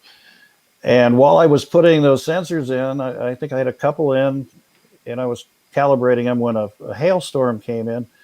And so I chose to, well, I couldn't make it back down the base camp before that, that hailstorm came in. So I decided plan B was to go up into this old growth forest, just behind, maybe 50 yards uphill from me, get under these big Doug firs and use them for an umbrella and wait this thing out. And while I was there, I had to answer the call of nature. Oh, geez. And number one. But anyway, I just got done doing that and was just literally buckling my belt when, from about my 10 o'clock, I heard the loudest, scariest, roaring, screaming. That's what I would do number I've ever two. Heard. That's what I would be doing number two. Exactly. Oh, man. It was probably 130 decibels. It was 70 to 80 feet away, and it was coming from behind this hedge. And I know what every animal out there sounds like, and this didn't fit any normal animal. I don't even know an animal that can make that loud of a volume, but it went on for like 3.5 seconds. And I mean, you felt it. It just, you literally felt it physically, the shockwave from this roar. And I froze. I absolutely was frozen with fear. I could not move. Part of me said, run for your life. Right. And there was something a little more primal that said, if you want to live, don't even blink. And so for 2 minutes, I've got my hands still on my buckle. I haven't moved an inch. I'm staring in the direction from where it came from. Yeah. But I honestly don't think I blinked in that 2 minutes. And it took everything I had to, 2 minutes later to break loose of this. And I'm telling you. And this is while storm's happening, right? Or about to happen? Or it was passing overhead, and but look, you're talking to a guy who's been shot at by mortars and rockets and heavy machine gun fire. I've swam with sharks. I've been face to face with a grizzly. I have never, and hope to never again experience that level of disabling fear. That's honestly, the only thing I could compare it with is, imagine being pushed out of an airplane without a parachute at about 20,000 feet. You've got 2 minutes to suffer, to be in abject terror. And you pretty much know how the movie's going to end, and you just. I've seen all the bad Bigfoot horror movies, so I would be crumpled up in a little ball on the floor if that happened to me. I'm just telling you, I literally lost control of my faculties. I felt like I was hooked up to a car battery. I'm sure it was adrenaline, but I was I just remember feeling like I was just buzzing with electricity, and I just like, come on, guy, just get it over with, please. So do it, either leave or just whatever you're going to do. I had no control, absolutely no control. So how many hours did you know you had to wait out there before other people would come? Another hour and a half or so. Oh, jeez. So and what's crazy is I had a 12 gauge shotgun, a Weatherby 300 Magnum, and all that was all down in the base at the base camp. I thought this would be just a little hike up the hill, and it turned into something else. Luckily, it didn't turn into a 411 case. Right. So could have. So I just say this: be careful what you ask for, and don't. People tend to stereotype these creatures. They personify them, and it's understandable. They because they look like the closest animal out there that looks like us. They walk on two legs. They got, but I'm under the belief that they are as individual as the four of us right here, and you might have a great experience with one, they're playing peekaboo or whatever, but that doesn't mean the next one's going to be that same way. Exactly. And so with these different personalities, we've got good people out there. We got some saints out there. We've got some serial killers out there too, just in the human, realm. And I'm sure that you're probably dealing with a pretty wide variety of personalities with these things. That's a really good point to bring up. We got to go to commercial break, Todd. So when we come back, we'll continue talking about this. It makes me think a lot when you bring up that there could be, I'm going to say the serial killer Bigfoot, but a Bigfoot out there that's got a dislike of humans or a taste for humans. I don't know. I mean, we got the 411 missing person cases, all these national parks, which I've seen the people put the cave maps up around these national parks, and all these people go missing near caves. We can get your opinion on that. But we got a lot to get to, and we will open up the phone lines when we come back from the short commercial break. All right, guys, we'll be right back.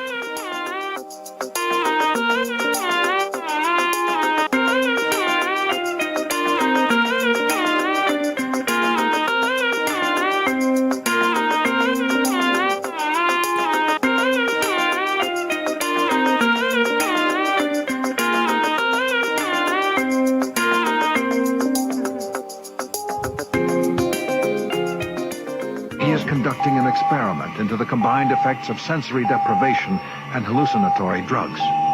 The subject of the experiment is himself, and the experiment is out of control. Ken Russell's Altered States, a film that must not be missed, is in the West End now. Altered States, Certificate X. Do you wish for more paranormal and spiritual content? The Paranormal Chronicles magazine is a free digital magazine crammed with the very best in paranormal and spiritual articles and features. No sign-up, no subscription, just free reading and knowledge for you. Read today at www.paranormalchronicles.com/magazine.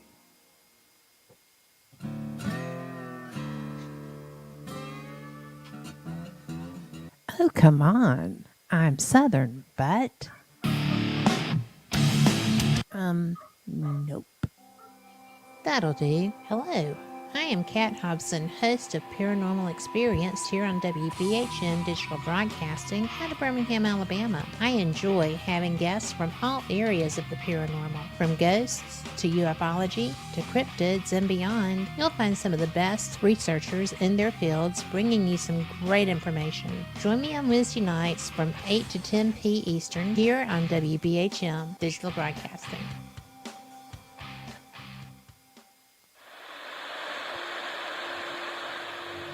Join us every Wednesday night at midnight Eastern Standard Time for Weird Wednesday, the live stream, with your hosts Jamie, the Living Dead Girl, and Rob, the Phantom, where we'll talk about all things paranormal, including zodiac, astrology, tarot card and oracle card readings, live ghost boxing and spirit communication, where we'll do Voices from Beyond, the Cold Case Files.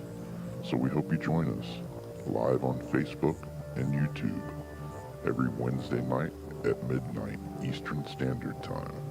We hope to see you there. Bye-bye.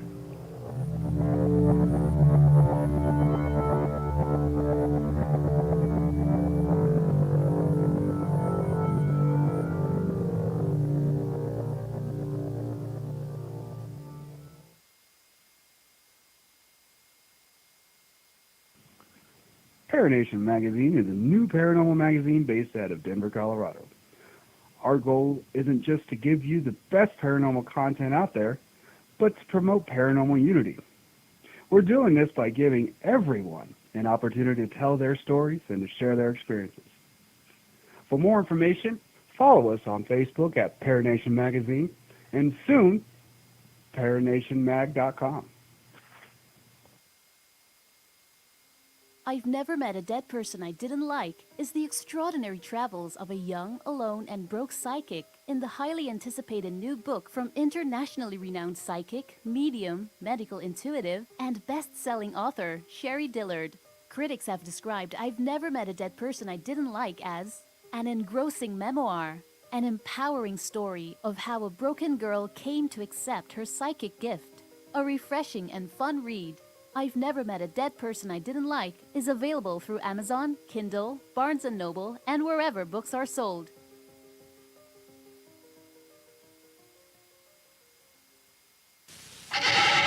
Edgar Allan Poe wrote Spirits of the Dead with a pen dipped in warm blood. You will see the ultimate in terror with this important all-star cast. Brigitte Bardot, Alain Delon, Jane Fonda, Terence Stamp, and Peter Fonda in Edgar Allan Poe's Spirits of the Dead. Only Poe's demented genius could bring to the screen such horror and evil. Spirits of the Dead stars Brigitte Bardot, Alain Delon, Jane Fonda, Terence Stamp, and Peter Fonda. Directed by three masters of the cinema, Federico Fellini, Louis Malle, and Roger Vadim. Spirits of the Dead is an adventure in terror beyond your wildest nightmares. Spirits of the Dead in color is rated R. The answer to the ultimate question of life, the universe, and everything is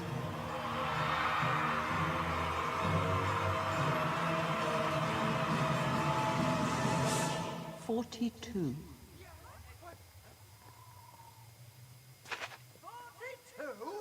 Yes, I thought it over quite thoroughly. It is, it's 42. It would have been simpler, of course, to have known what the actual question was. But it was the question. The ultimate question. Of everything. That's not a question. Only when you know the question will you know what the answer means.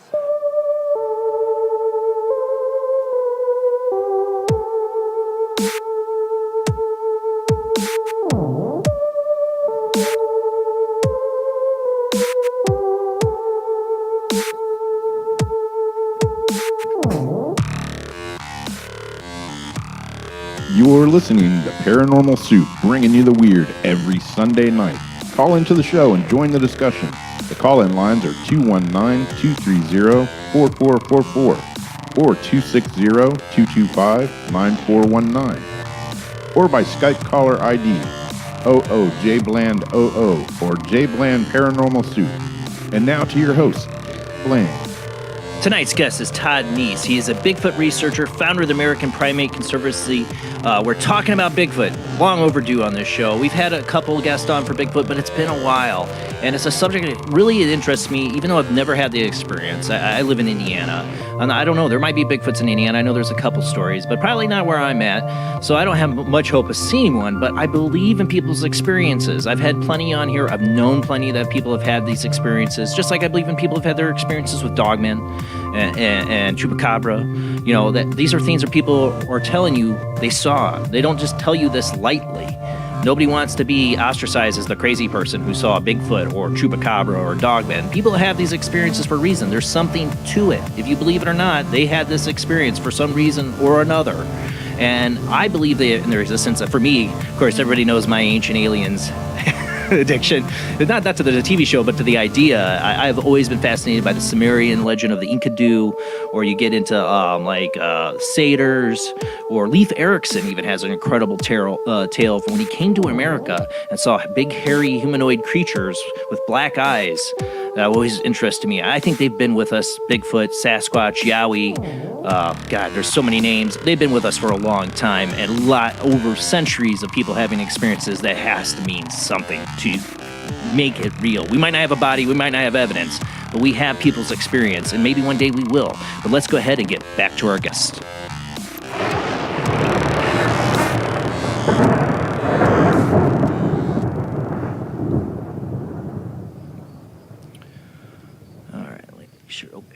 Okay.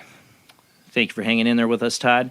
Sure. Now, you were talking about your experience out in the middle of the woods in the middle of the night during the storm and hearing this loud, guttural yell or call or warning to you, maybe, to stay away. And like I said, I would be balled up in a curl on the floor. I'd be doing a number 2 after number 1.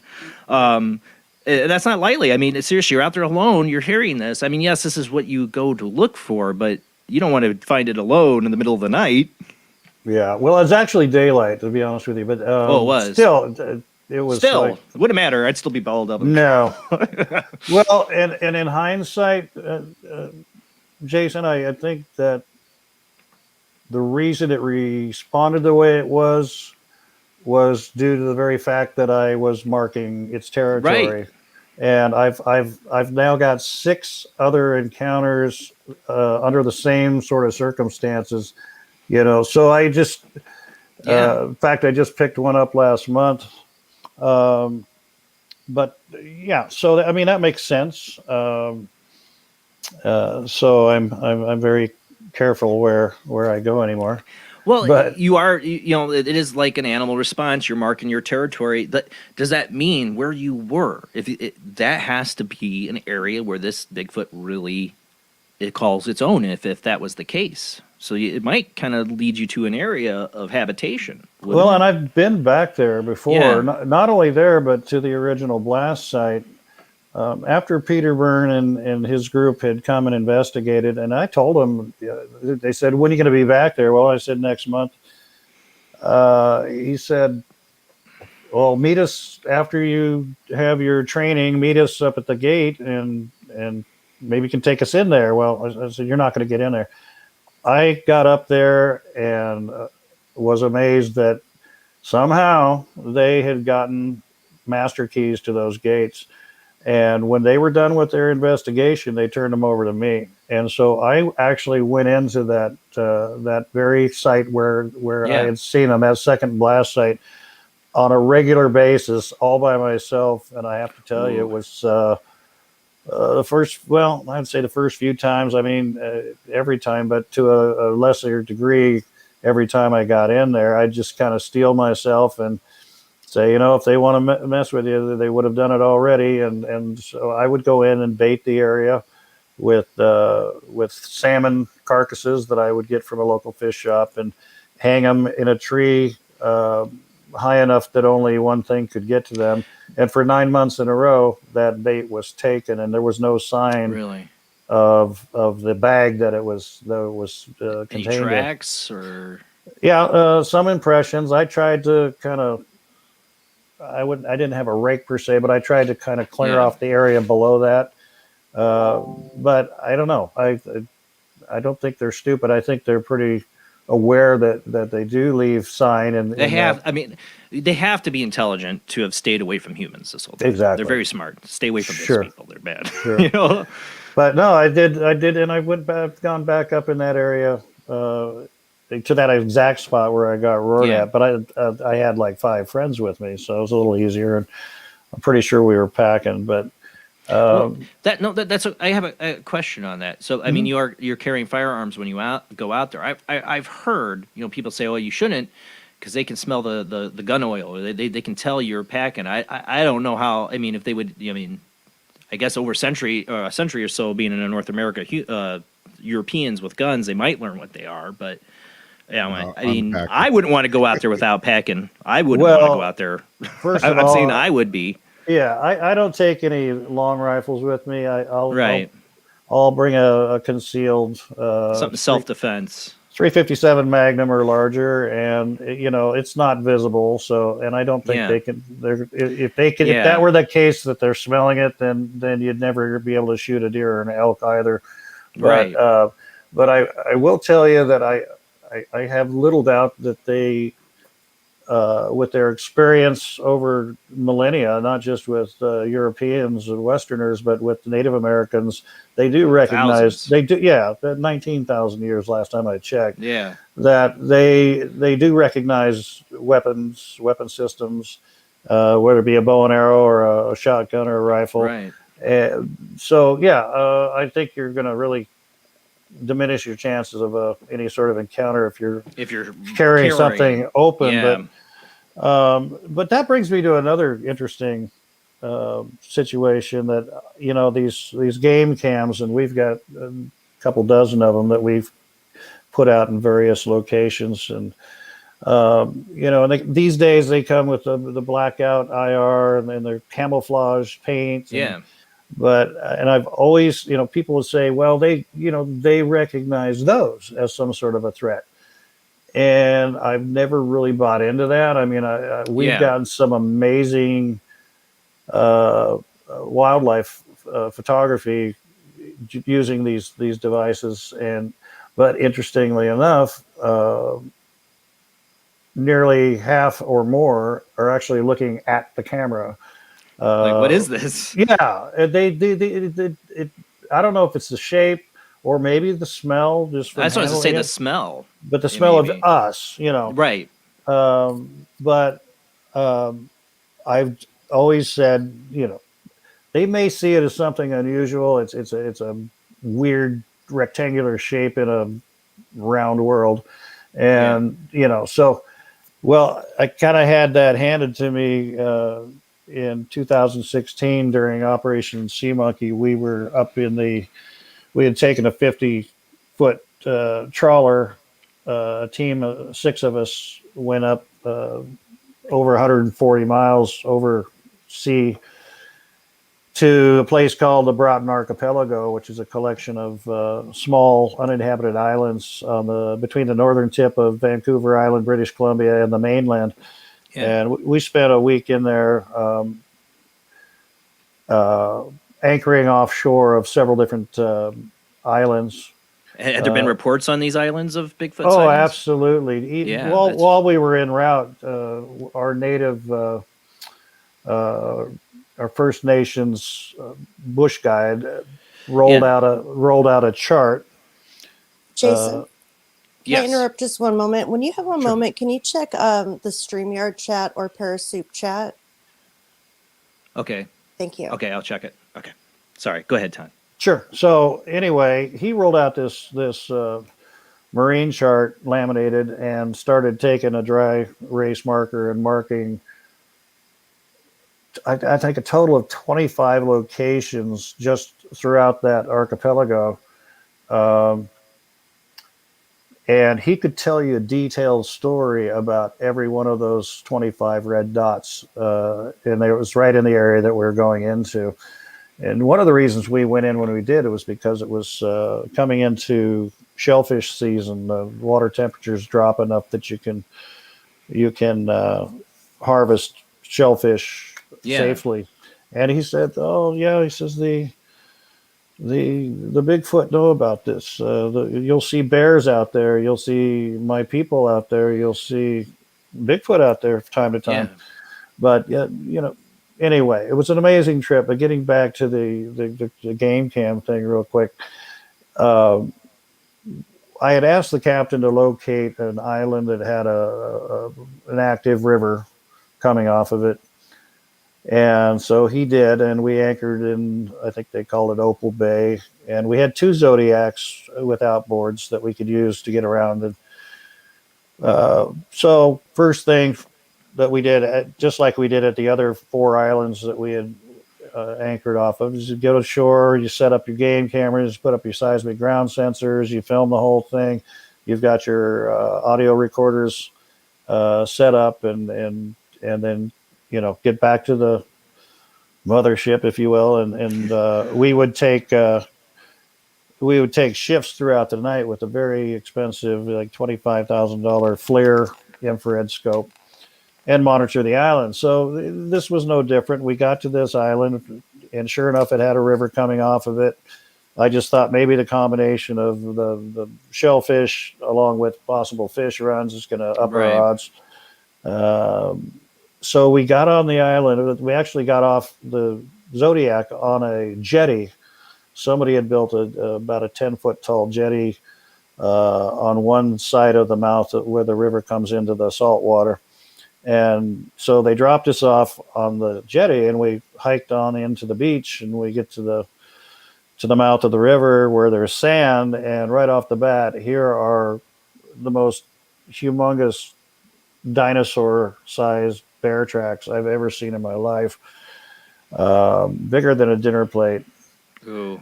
Yeah, and they were everywhere. And that I'd be scared of. And smaller ones too, which makes it even scarier. Wolf tracks as well. And I'm like, guys, there were 4 of us. I said, guys, we're not alone, and let's get this done and get the hell out of here. Yeah. We'd seen. You don't want to run into a grizzly or I don't know what kind of bear would be on that Well, island. we've seen some black bear too, but I mean, yeah. the black bear up there are a hell of a lot bigger than the ones we have here in Oregon. Wow. But yeah, so we get 2 cameras up when the captain comes over the radio and he says, "Hey, how's it going?" And my friend Gunner had the radio, and he goes, "Oh, pretty good. We got 2 cameras up, and we just got to get the seismic ground sensor in the ground, and then we'll be ready for pickup." Okay, very good. So who has the shotgun? He goes, "Niece, why?" And he goes, "Well, you might want to load it. There's a bar coming." And we're like, oh, man. "What?" So, yeah. But the problem is, like, they're on the other side of the jetty. Yeah. And here comes a full-size male Bruin grizzly down the beach, heading our direction. But the insanity of it was we couldn't see it because of the height of the jetty. So, but we have to, that's our extraction point. So we have to go toward the jetty, meaning we're going toward the bear, but we have no idea how close it is to the jetty. And this is a, 1,000-pound, carnivore. And so, of course, Gunner relays that information to me. 2 things struck me. One was that there's a bear coming. And the second was I thought the shotgun was already loaded. No. So I checked, and sure enough, no. So, oh, geez. But I remembered I'd been given this little, those little vinyl zipper bags they give you at the bank, Yeah. Okay, so I'd been given one of those before I left the boat that had shotgun shells in it, slugs. So I'm like, I unzip it real quick, and I reach in there, and I don't know how long these shells had been on board, but geez. They were all rusted to hell. Oh, no. To where I looked for the one that had just a slight showing of brass under the rust, and I tried to hand jam it into the breech, right? Oh my God. And it took me, it didn't want to go in. The tolerances are so tight anyway, but now with rust. Yeah.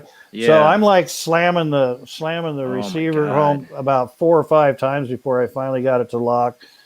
And then I threw what was left in that bag into the ammunition tube and hope for the best. I don't even know if that one was going to fire, and if it did, whether I'd even be able to extract it. It was so tight, So we start walking toward the jetty, and everybody's looking at me. Okay, expedition leader, what do we do? And I'm thinking, I think I saw this on National Geographic once. Okay, here's what we got to do. Okay, everybody, we're going to spread out and make lots of noise. Well, we spread out all right, and it was kind of a toss-up of who was going to make noise because I figured that would you'd be the first to be attacked. Sure, right? So anyway, I'm like, guys, we got to make noise, and I can't make this up. Thomas Steenberg, who's a published author, researcher in British Columbia. Yeah. Oh my God. So he starts sounding off with the theme song for Jungle Book, the bare necessities, the simple bare. Oh, dear God. We're all looking at him like, Tom, really? But just you'll be the first to die. Out of yeah. They're like, we can outrun you. You got a bum knee. I got the shotgun. I got the shotgun. I can slow you way down. But no, so I think just out of nervousness, we all just joined in and started singing that song. It was hilarious. We finally made it. Obviously, I'm here. But my point being, a long way around, but it's a cute story. We had to go back the next morning and pick up those cameras. And everybody, after we saw the video that they took of the bear, it was huge, biggest bear I'd ever seen. And we radioed them. We said, like, can we get an update on the bear? And what we get back is we're filming the bear, radio contact out. And we're like, okay, that's nice. Okay, I could have said, you're gonna film it eating us too? Yeah, it's like, what are you doing? Like Nat Geo / Faces of Death Part 12, right? I mean, and we're the stars. So yeah, so we just So we kind of drew straws to see who was going back to get the cameras, and Right. And eventually we did. But what was amazing when we got there and we pulled the SIM cards out of the cameras, we put them in the computer and watched them based on the timestamp. Well, let me back up a little bit. We got some fantastic, everything was set on video. We got some fantastic footage of this huge, 800, 900 pound sow grizzly looking at the camera. And suddenly the picture starts going, shaking back and forth. And we're like, what? And then we figured it out. There's another bear messing with the camera. Wow. And we got some great footage. It tore the camera, ripped it off the tree, jumped up and down on it. Before it got it off the tree, it opened its mouth and tried to bite it. So, we got that one. That could have been you. Exactly. That's like one scene. I'm looking down the throat of a grizzly and I'm like, yeah, better on film. So then it tore it down and then they messed with the second camera. Wow. They found them both. And a wolf actually did a cameo, but what was interesting was that according to the timestamp, they found those cameras and knocked them both around within less than 2 hours after we left that island. Oh, jeez. So yeah, I don't subscribe anymore to this. They can't see the cameras. They don't know they're there. Bears do. They know. Do you think they smell them? Maybe the human. Yeah, I think that's gotta be it. I think you're right. One of the things I'm experimenting with is making a concoction of Western red cedar has a very strong smell to it. So I'm doing a deal where I'm blending some of that up in a concoction and putting it on the camera before we leave it, so that it doesn't. It blends in smell-wise, or at least throws off the human smell. Sure. And there's other folks out there that are doing some fantastic things, including camouflaging, taking animals. Yeah, I've seen that. They're putting a camera in like a fake squirrel, or Doug Hadjasek is one that's been doing that, and rocks. Things that look just like rocks or a log. Makes sense. And he's also been doing, in fact, I've been helping him taking photographs of tree bark, and then he's printing out adhesive patches where you can fit it over a camera based on whatever tree species you're using. So we're getting a little, we're kind of upping our game a little bit as we go along. But and technologies help. Now I'm sure you guys have probably gotten into using like drones. Right? Sure. Yeah. Sure. Yeah. That technology, a lot of technology, most of it started with, the military or NASA, and this stuff's slowly but surely trickling down to civilian uses. Night vision, FLIR. Came from the aliens and the military got it. Now we got it. Yeah. So it was actually Area 52, I think. But anyway, it doesn't matter. But no, we've got 2 drones with our American Primate Conservancy. We're hoping to retrofit one with a thermal camera. Oh, wow.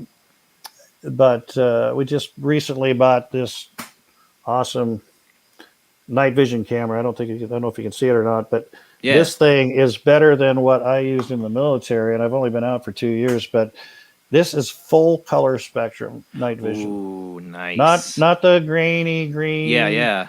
Or the black and white. No, this is. I could go out like day to night or night to day. I could go out in my front yard with no lights at all, and you would see my truck is red, my canoe is yellow, my BMW is blue, my Jeep is green, but it's very vivid. You said vivid color. Full color night vision? Full color night vision? And not only that, yes.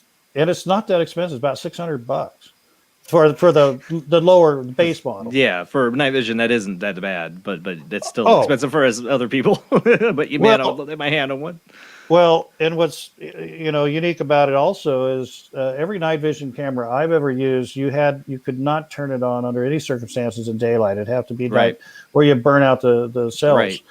This has day, twilight, and night settings, so you can use it as a regular night. You can use it as a regular camera. It has zoom.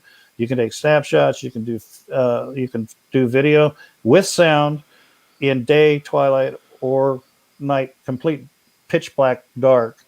And it'll even Bluetooth to a secondary device like a laptop or something, so somebody can be watching live, watching what you're watching. Yeah, That it's is pretty awesome. cool. I mean, it just blows my mind away, the stuff that's coming out these days. But And yeah, can you- so it's just kind of it's changing the game a little bit. Yeah. And That's why I'm sent on the show is that, you know, the and we got somebody hold on the line, just hold on there, Zach. The Bigfoot hide and seek show has been great. You know, they've been really good at it. But we are getting technology is going to start, you know, we could have a possibility of actually getting more evidence is what I'm waiting for. It just depends on the money, funding, research, getting the people out there to do it, and if Bigfoot's going to play. Because, like you said, you don't find Bigfoot, Bigfoot finds you. We got somebody on the phone I want to get to. We got Zach. How you doing tonight, Zach? I'm doing pretty good, brother. How you doing? Doing good. Thanks for calling in. You got a question for our guest? I got 2 questions over for Todd tonight. Hey, Todd, how are you doing tonight, sir? I'm doing great. Thanks for coming on. So my first question goes back to some of the video footage that I've seen of Bigfoot, and if it is authentic over for like a lot of the videos that are out there, I mean, these creatures have huge muscle mass. And one interesting fact that I did learn recently that really separates humans from apes is that humans have, you know, the body fat ratio, which gives us the ability to float, whereas apes are mostly muscle, which if they get inside water, they sink. So my question to you is, based on some of the stories that you have heard over the years, have you ever heard of Sasquatch or Bigfoot being able to swim, or would they just like sink? That's a good question, and I'll tell you, I have heard of them swimming, and in some cases, at pretty fair lengths. Case in point, their little town of Prindle, which is on the Washington side of the Columbia River, there were a couple Native American kids that went out in a raft, and they went probably, I don't know, about 100 feet offshore or so, and Prindle, by the way, has had a number of sightings. But these kids are out there. This Bigfoot comes off the shore into the water and literally swam out to the raft and circled it twice, you know, freaking the kids out. Oh, yeah. Before swimming back to shore and disappearing back into the woods. And what's interesting about that Prindle area, or that section of the Columbia River, on the Oregon side, there is, by mile marker 26, there is an island called Sand Island, and it goes nearly halfway across the Columbia River. And it is the narrowest crossing point on the Columbia River within 100 miles either way. And a lot of people, sightings have been there, and a lot of people, I've actually cast a foot track there. A lot of people believe that that's a natural crossing point for them. But there have been a number of other encounters, other stories of them being pretty adept at swimming, and that's kind of what we speculated up there during Operation Sea Monkey. The Broughton Archipelago up there, some of these islands are sometimes 200 yards apart. Yeah. And you could literally hopscotch between these islands almost from the mainland to Vancouver Island if you knew what you were doing. So I don't know if that answers your question, but they have been seen in and around water quite a bit. Yeah. That does answer my first question. Okay. My second question goes back to a lot of the stories that have been in the media that have been debunked. Like, say, for example, a couple of years ago, there were the 2 rednecks that claimed that they had a Bigfoot carcass over in their beer cooler. About that story. Georgia. So my question, my question is, do these beings, these Bigfoot, are they maybe aware that there are people of our race that are fabricating a lot of stories that they are encountering them? And if so, is that why the sightings of them are limited? Why or why not? Well, I understand your question correctly. Are they aware about hoaxes or people's interest in them? I guess would. Well, certainly. Generally. Well, they're I'm not sure if that's the same question, but I think they're difficult to find because this is inherent in their character. It has been for many millennia. Yes, as you know, when we look back with the Native Americans, the indigenous people, like I say, we've traced back indigenous people in North America really recently, as a few months ago, that they've now found evidence they've been here 19,000 years. Yeah. Now, that being said, when you look at Native American lore and you read what you can find on it, because most of it being verbal and simply translated and copied down, you'll find that they refer to all kinds of animals. They'll refer to the wolf, the coyote, the turtle, the owl, the raven, the snake, and they may they talk to them. They talk about them in a specific way, but when they talk about these, they don't talk about them as an animal. They call them the old ones or the first ones, and by doing so, they're relating to them as actually a tribe, an ancient tribe, and that's so they've had 19,000 years to really live symbiotically with these creatures. But there again, we know that there was a whole lot more real estate to go around back then. So, you know, natives could have their villages at strategic spots, and the Bigfoot would have plenty of real estate to claim as their own, and they did. And they were marked by the Native Americans. Now, just fast forward, here we are the last 300 years, if that, we've been here. We being Europeans or Westerners have been here. And along with us came a major leap in technology compared to the indigenous people. And you've got to imagine how much that scared them, I guess, or maybe that's not the right word. It intimidated them, I guess, is a better word. But you can imagine watching a race of people that are different from you, noticing their command of language, the use of tools, housing structures, religious ceremonies, cultivating crops, hunting, and so on. And then along, just in the last 300 years, I mean, what are we talking? Half a dozen generations, maybe a dozen? Yeah.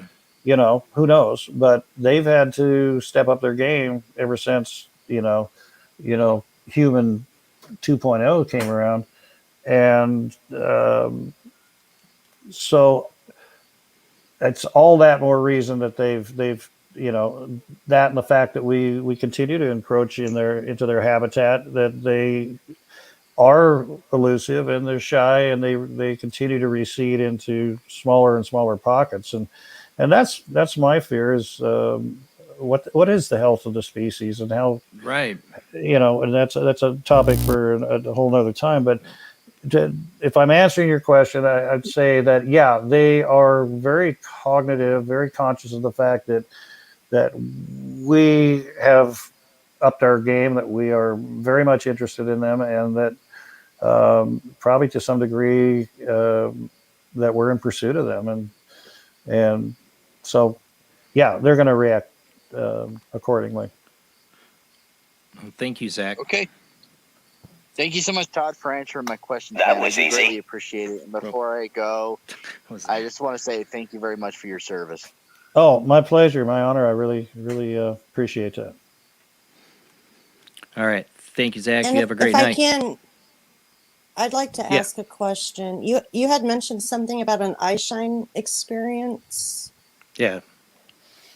Okay, so this is my most recent encounter. This is another kind of moment of eating crow, if you will, because I have, for a long time, I try to stay biological, scientific based in everything I do. I'm not a scientist, but I'm not an idiot either. And I try to find logical explanations in nature for what people claim to see. And we got there's all ranges really, but it never ceases to fail that some paranormal aspects are brought in about this, and that's fine. Had it been one or two people, I would say, you forgot your meds, but I see it more and more, and people who are friends of mine that say they see certain things and hear certain things, and they ascribe to in the best way they can what they think the cause is or the origin of what they've experienced. I just think they're wrong. It's not that they aren't seeing what they're seeing, Yeah. but they're trying to explain it in less than biological terms. We'll just put it that way. So the eye shine. I've heard about this for years. I've got friends that claim it. I've been out so many dang times in 28 years. I've never seen it, and so and just trying to wrap my head around it. I'm like, okay, if I've got laser beams coming out of my eyes, which is not what they're claiming, but you think it would be self-defeating. If my eyes can project light, then that would pretty much blind me in the process. But that's not the case here. What I think what we're dealing with is some form of bioluminescence. Right. And I don't mean projection of light. I mean self-generating. It could be similar to the old star scopes, the night vision that we had. That they just pull in so much light. The faintest starlight, the zodiac light, any sort of light, they just maybe the back of their retina is just built in such a way that in the process of doing that, they actually tend to appear to illuminate. So I was invited last October by some tribal members of the Omaha tribe to travel over there, and they had some things they wanted to show me. A few things I can't, to be honest with you, I can't even talk about at this point. Okay. Some amazing, I'll stay focused. So I'm talking holy grail stuff, but I'd been conversing with this individual and his brother for a couple of years, and I'd seen the videos they showed, and they're showing me these what appear to be in pitch blackness a pair of eyes shining with and not reflecting like a flash. There's no light shining on them. You can't see the hand in front of your face, kind of dark. Right. And so I took him up on that. I got there on a Saturday. We met Sunday, and starting Monday through Friday, the rest of my vacation was like midnight to 3 a.m. And all I can tell you is what I experienced, and I have to rate this probably number 3 out of my encounters. First being the visual, the second being that roaring episode, and this absolutely mind-blowing. We'd get out to this area, very late at night. Like I said, we wouldn't go out. We wouldn't go out there till midnight. And you have to understand too that because of the COVID situation, the main village was shut down. It was actually Right. quarantined, and so nobody was allowed to get off the reservation, or not the reservation, Come but in. the main village Yeah. of Maze. You had to be in by 10 o'clock, and you couldn't leave until 6. The only reason my friend was able to get out was because of his position in the council. That he's like, okay, you can go. And we did this Monday, Tuesday, Wednesday, Thursday, Friday. We're out there. We get to this spot, and it wasn't always the same spot, but we got to this spot. This I call it the regular spot, and we stood out on the edge of the road, and we're looking into pitch blackness, and he calls out in his native language, Omaha language. He would say, "Oho, hige," which means "hello, friend." Crickets. And I'm like, okay, now what? And I swear to God, within 20 to 30 seconds, you'd see a pair of eyes just blink. I'm like, come on. And like two lights, kind of glowing. Two What's lights. the color? So that's a good question. The color and the intensity changed. Yeah. They were generally a white or bluish white. Ooh. At times they were dim. At times they were really bright. At times you could see them blink. Whoa. And there were other times where they seemed to change to like an orangish red hue, which I'm sure you've heard of before. Yeah. But that's what I kind of expected. There was a little fluctuation in the coloring of the eye, but mainly this white. And I'm like, no way. Right. And then a few seconds later, blink, here's another set of eyes, like 100 feet apart from the other one. And at times we had up to 3 sets of eyes. I guess eyes. I'm just going to call them eyes for right now. Yeah. And in and of themselves, I would have. I don't know. I wouldn't have given it as much credence as I have, but there was vocalizations, my friend. There was some amazing vocalizations. Some of the best I've ever heard. And that was in I would say you mentioned this is like the Holy Grail. I got to imagine Native American tribes like this one have a lot more information they don't reveal to the public about Bigfoot and their knowledge of them, because they know how it worked out for them when the Europeans came, and they have to be somewhat protective probably of them. You can count on it. Yeah.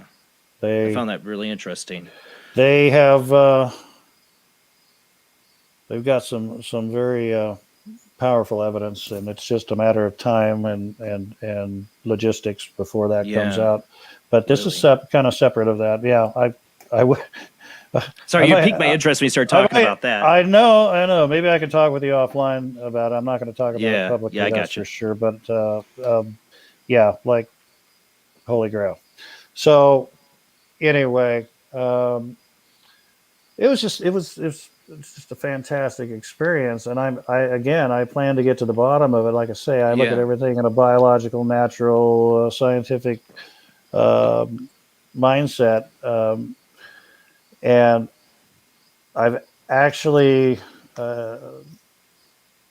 in my research, I found that there are a couple of mammals that do have that capability. Within the eyes? In South America. May I ask? Do you think that has anything to do with the way that they see at night? How dogs? I have a theory on this. Yes. Sure. I have a theory on this too. Sure. I mean, even if you looked at a night vision scope up close, you can see the light in there that's being pulled in by that sensor. Well, my theory, I mean, see, like I said, I'm a big into the ancient aliens, Sumerian, like the tale of the Enkidu and Gilgamesh, and You know, they talk. You get in the Sumerian and the Anunnaki. They I don't know if you're how familiar with this, but you know, to create a slave race before humans that work in mines, basically work underground. The Enkidu. And of course, you have Enkidu as a character in Gilgamesh as well. But there's Sumerian cuneiform texts that refer to these as creatures that were created by the Anunnaki. At least Zachary Stitchin, I think, has covered that a little bit in his research back in the day.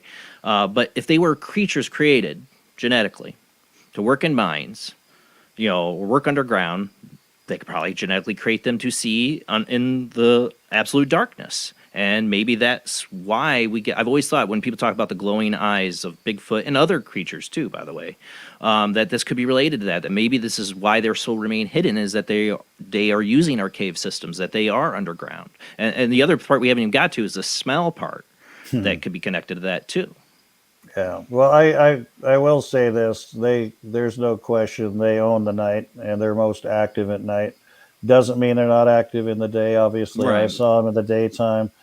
But that's their forte, is the fact that they have the ability to see and navigate at night better than any other animal out there. And but again, just going back to this eye shine, the vocalizations that accompanied that on occasion. It was just amazing. I remember a Monday night we got there, and I have to say it was a female because of the high pitch. I'd never heard a high pitch scream like this, but I'm telling you, Jason, it was like a song. It was like a melody. It wasn't like the lower gurgle or what you heard the other time. This was actually, it was not only was it not threatening, it was beautiful. To be honest with you, really? I wish I had recorded it. Yeah, she would do like a 5 or 6 second little sonata, whatever you want to call it, a verse, chorus, whatever. And she would change in volume, she'd change in pitch, she'd change in tone. So it's musical. All in that 6 seconds. And then she'd take maybe a 10-second break and she'd repeat it again exactly like she did it in the first time. And she did it 4 times within about a 30-second period, and every time she did it, it was the exact same call, the exact same pitch, tone, volume. And anytime you have that sort of repetition, whether it be musical or you know, samurai chatter or whatever, anytime you have repeated sounds, there's a meaning. That's a language. That is a language. I don't care what you say. It means something. It means something. I don't know. This was at night, pitch black, 2 a.m, and she just did this thing, and I'm like, wow. Did I really hear that? And then another time, because the sounds changed. At one point, we weren't getting a lot of activity, and my friend, who's fairly religious, said, you know, I got an idea. I said, I've only done this a couple of times, but sometimes it gets a response. I go, what's that? He goes, I'm going to pray for them. I want to pray for them. And so again, he'd call out, Aho, Kage, Gigaho, which means come closer. He says, I want to pray for you and your families, for your happiness and your health and safety, you know, with this pandemic, you know, that we're all suffering from. And I want to talk to the Creator and speak to him on your behalf. And then please feel welcome to come forward, Gigaho, and I will, you know, you can join me in prayer. And so I'm like, okay, you know, we got conventional and unconventional. So why not? You know, nobody's got it right yet. So we bowed our head, and he goes into this prayer. It was about a 3-minute prayer, and he got about halfway through it, 90 seconds through this prayer. And I kid you not, I've got my head pointing down at the ground. Yeah. And my friend Barry, he's doing his prayer thing, and all of a sudden, from like 60 feet away from us, we get this.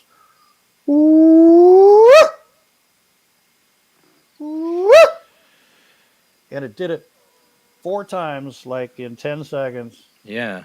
And it was loud. I'm trying not to scare the dog or wake up my wife, but you know, I don't know which is worse. But No, so but yeah, it did this just extremely loud hoot, crescendoing hoot thing, and it was all I could to keep my head, looking down. And he finally finished, and I said, "I'm like, dude, was that them?" And he was like, "Yep."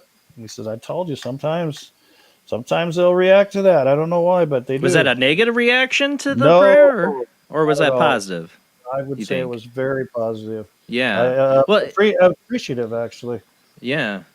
Well, it seems like they've built a relationship with them, Oh, and yeah. it's what I've always wondered about the Native Americans is, them building, these kind of relationships and being protective of the Sasquatch. We won't get any further into that, but that's what you sparked that interest in me, that wondering that. But we're almost at our last commercial break here, and we have about a half an hour left. But one of the things we haven't gotten into is everybody talks about the smell, and I was talking about my theory about them having connection to underground cave systems.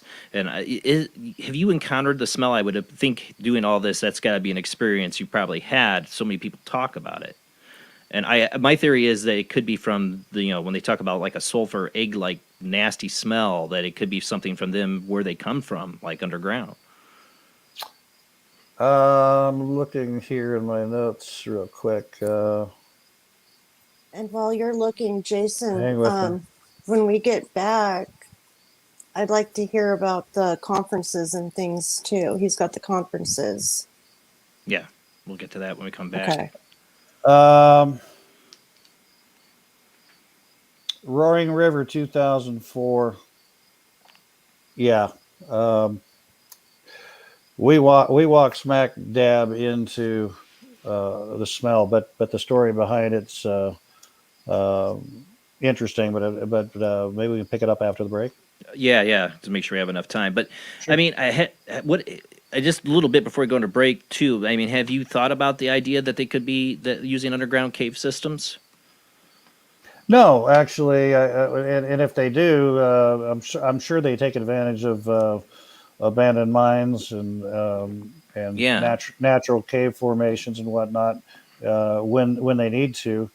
But I don't think that's the origin of the smell. I think you'll find that gorillas actually have a scent gland that they can produce something like that. They can put off a musk for and maybe it's a mating thing too, Well, like I was going to say for sexual purposes. But, yeah. But we know skunks can put off a pretty good stink too, and it's for defensive purposes. So, true. What the purpose behind this is and how they. I don't think they need smell to be defensive, though. I mean, I think anything that's going to run into them in the forest should be pretty. Take one look and be like, okay, I'll go the other way. Yeah, sure. No, I get it, but it may be just kind of a warning, if you will. Yeah. Like they don't come any further. Yeah, it smells really bad. All right. Well, we're gonna go to our last commercial break here. We got about a half an hour left for the show, and the phone lines will still be open, guys. You can call in, and like I said, if anybody's had a Bigfoot experience too, please call in and share. I'd love to hear it tonight. But we will be back after the short commercial break.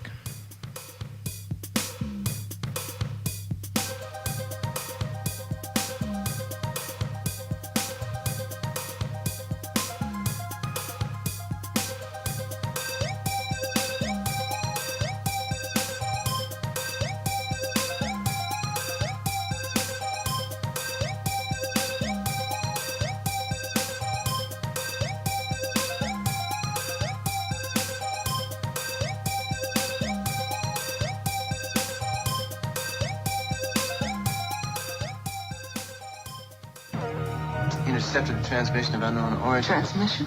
Out here? SOS. Human. Unknown. Alien. Certificate X. Exclusive engagement at the Odeon Leicester Square. Now. Any systematized transmission indicating a possible intelligent origin must be investigated. I will hear it. In space, no one can hear you scream.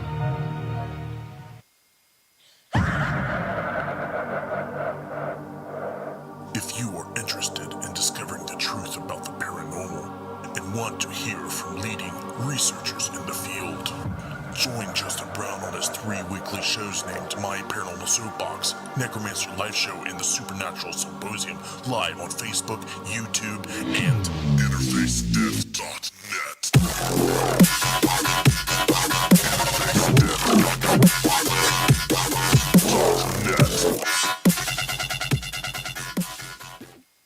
This is an APAC studio presentation. Hi, I'm Barry, owner-operator of Barry's Barometer Barn. Lately, I bet you've been lying awake at night asking yourself, how many barometers do I really need? Well, at Barry's Barometer Barn, we think you need more than one. Otherwise, we're gonna go out of business. Remember, at Barry's Barometer Barn, we don't know the meaning of high-pressure sales. Come on, folks, buy another barometer. I'm trying to put my kids through college, I've got a family to support, and a secret mistress who isn't cheap. Visit Barry's Barometer Barn, 000 Storm Drive. Come on, folks, buy a barometer. I'm Barry's older brother, Larry, and every time one of you people walk past the store without coming in, Barry beats me.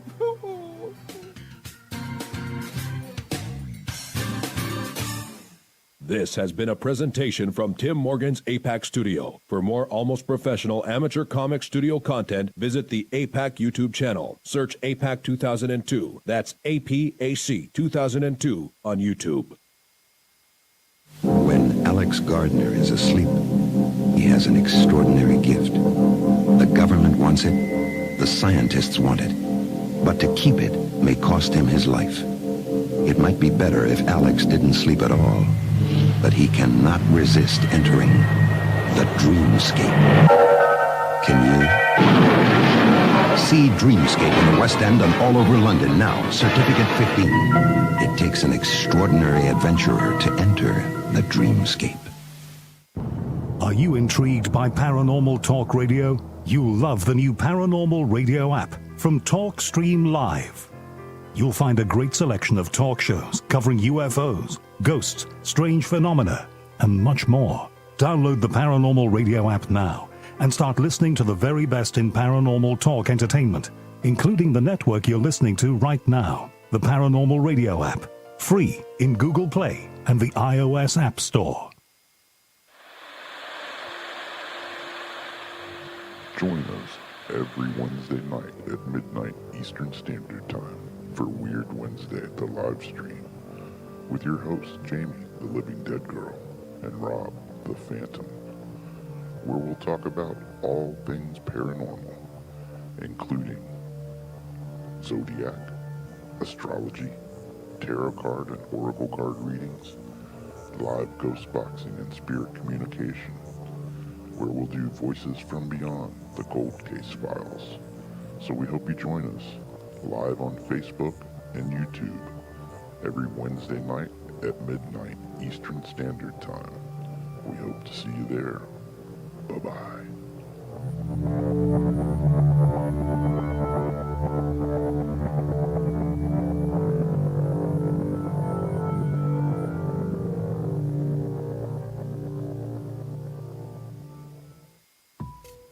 Since 1948, Fate magazine has brought you reports of the strange and unknown, all of them true. Fate Radio is carrying on that tradition, bringing you the unusual, macabre, strange, and bizarre. Join host Kat Hobson Sunday nights from 8 to 10 p.m. Eastern on WBHM Digital Broadcasting.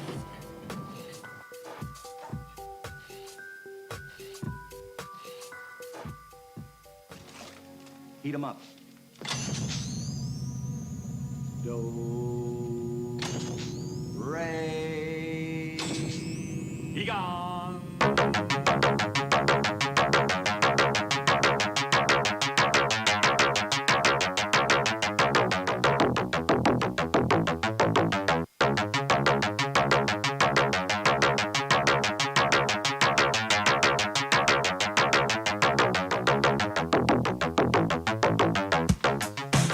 You're listening to Paranormal Soup, bringing you the weird every Sunday night. Call into the show and join the discussion. The call-in lines are 219-230-4444. or 260-225-9419, or by Skype caller ID 00JBland00 or JBland Paranormal Soup. And now to your host, Jason Bland. Tonight we've been talking to guest Todd Neiss, Bigfoot researcher, founder of the American Primate Conservancy. Time is flying by so fast on this show. We only got about a half an hour left, but our phone lines are open for you to ask your questions or tell us about your experience if you want to call in. I have still so many questions, so much I want to ask, because it's like built up from not having a Bigfoot show in a long time, and I really want to do more shows on this subject. Because, it's a big part of the paranormal world. Maybe it's not paranormal. Good chances are it's just a physical creature we have not identified yet. But then again, I believe if we do discover the Bigfoot or prove its existence, it'll open up so many more questions about human history and genetics and where we come from. There's so much more I want to get into. We want to talk with Todd Neiss about his American Primate Conservancy. He's a number of conferences. He's been a part of a number of different documentaries and explorations out into these places looking for Bigfoot. His experiences are, I'm sure there's so much we could talk to him about tonight, but we're running out of time. So let's go ahead and get back to our guest.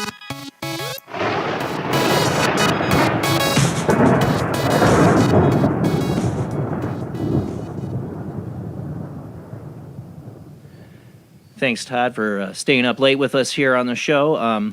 Like I said, there's so much I want to talk about. We're going to get into. We're talking about the smell. I don't know if you wanted to get into that story a little bit, too.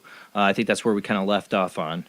Sure. Well, I had obviously heard over the years from numerous people having had that experience about this very rancid, pungent smell that they have been known to put off.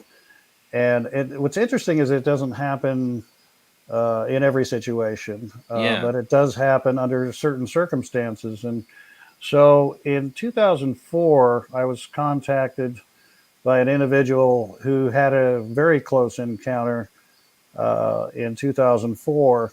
This gentleman was a rock hound, amateur rock hound, and there's a wilderness area not far from here called the Roaring River Wilderness Area.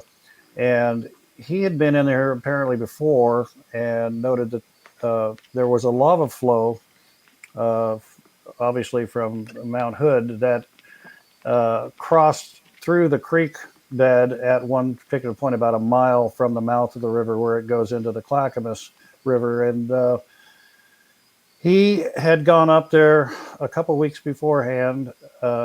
He knew that this lava flow had embedded within it what he called a common opal.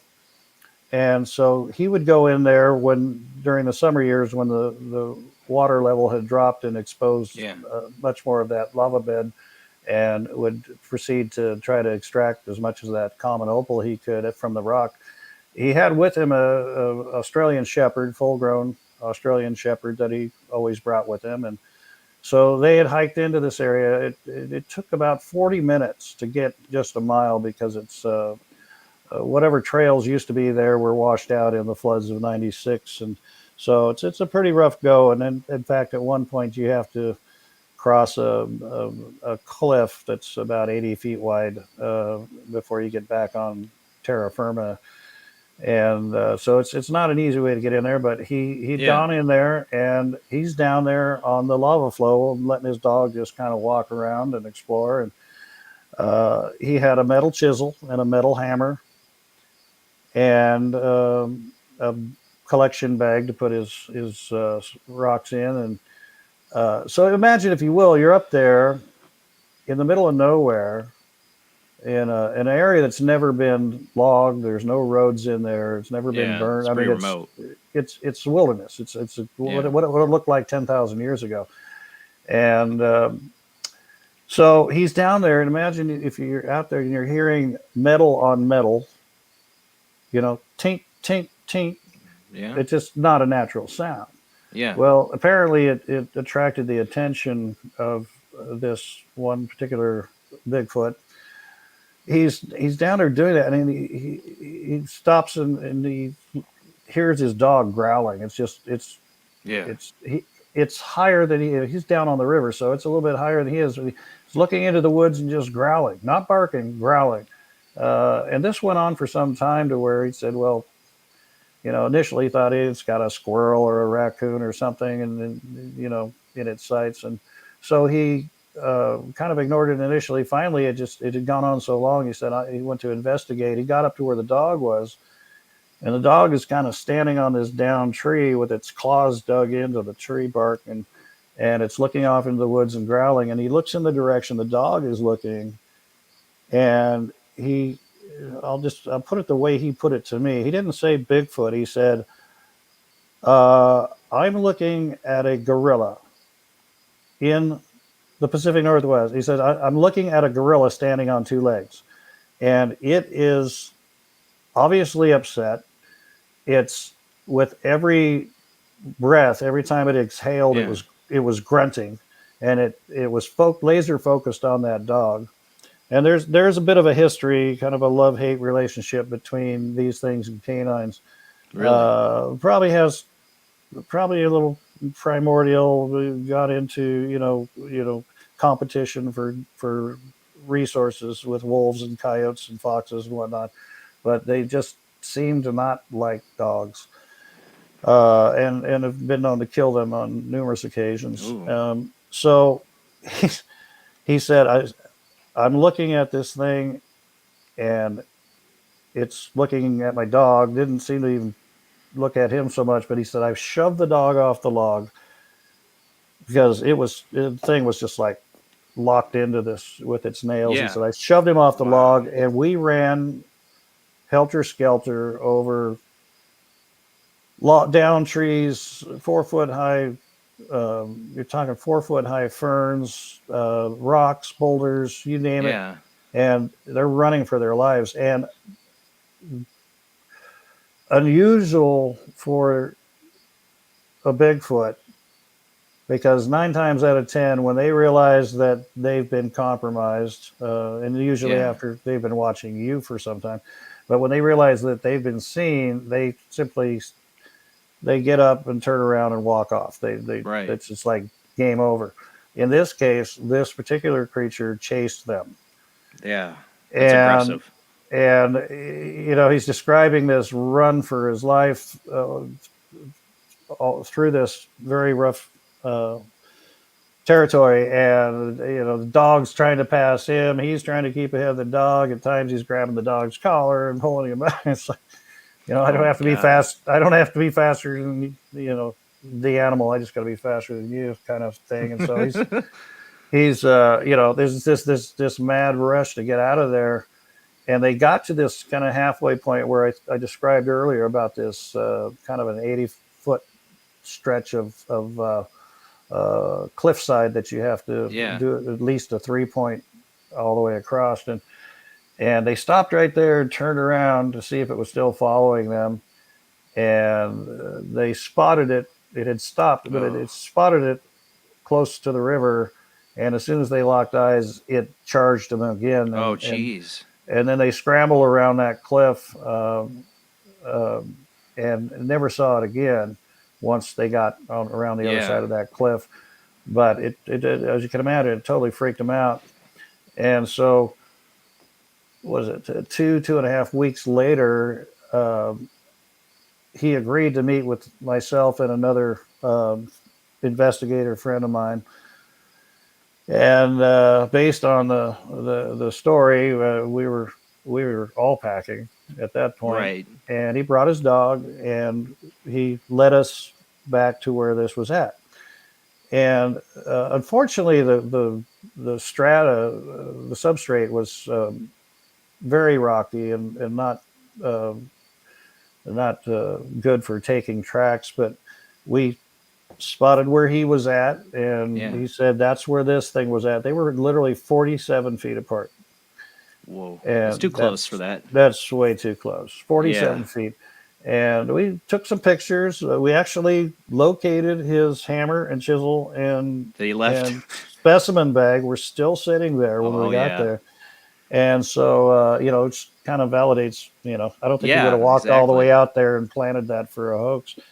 But what was really, really fascinating was as we're walking back, we took the same route that we took going in. And this is maybe, we got to this point where we had been maybe 30, 35 minutes earlier coming in. And bear in mind, absolutely no odor whatsoever.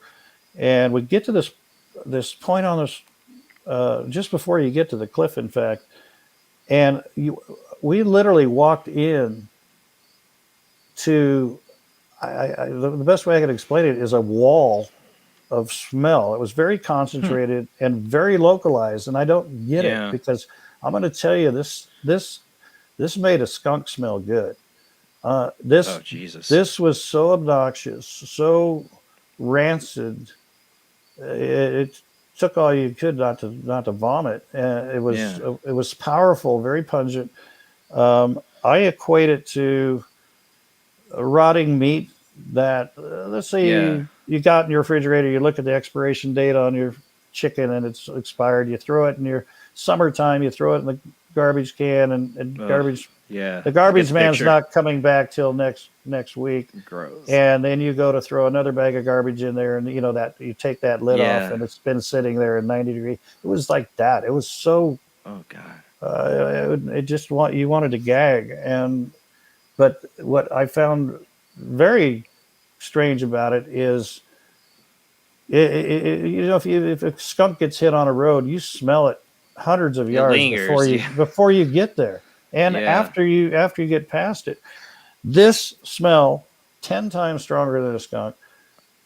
You walked into it, and by that I mean I could walk into it and just make your eyes water, and I could take 10 steps back and not smell it at all. That's weird. I don't get it. Or I could take 20 steps forward and come out the other side of it and not smell it at all.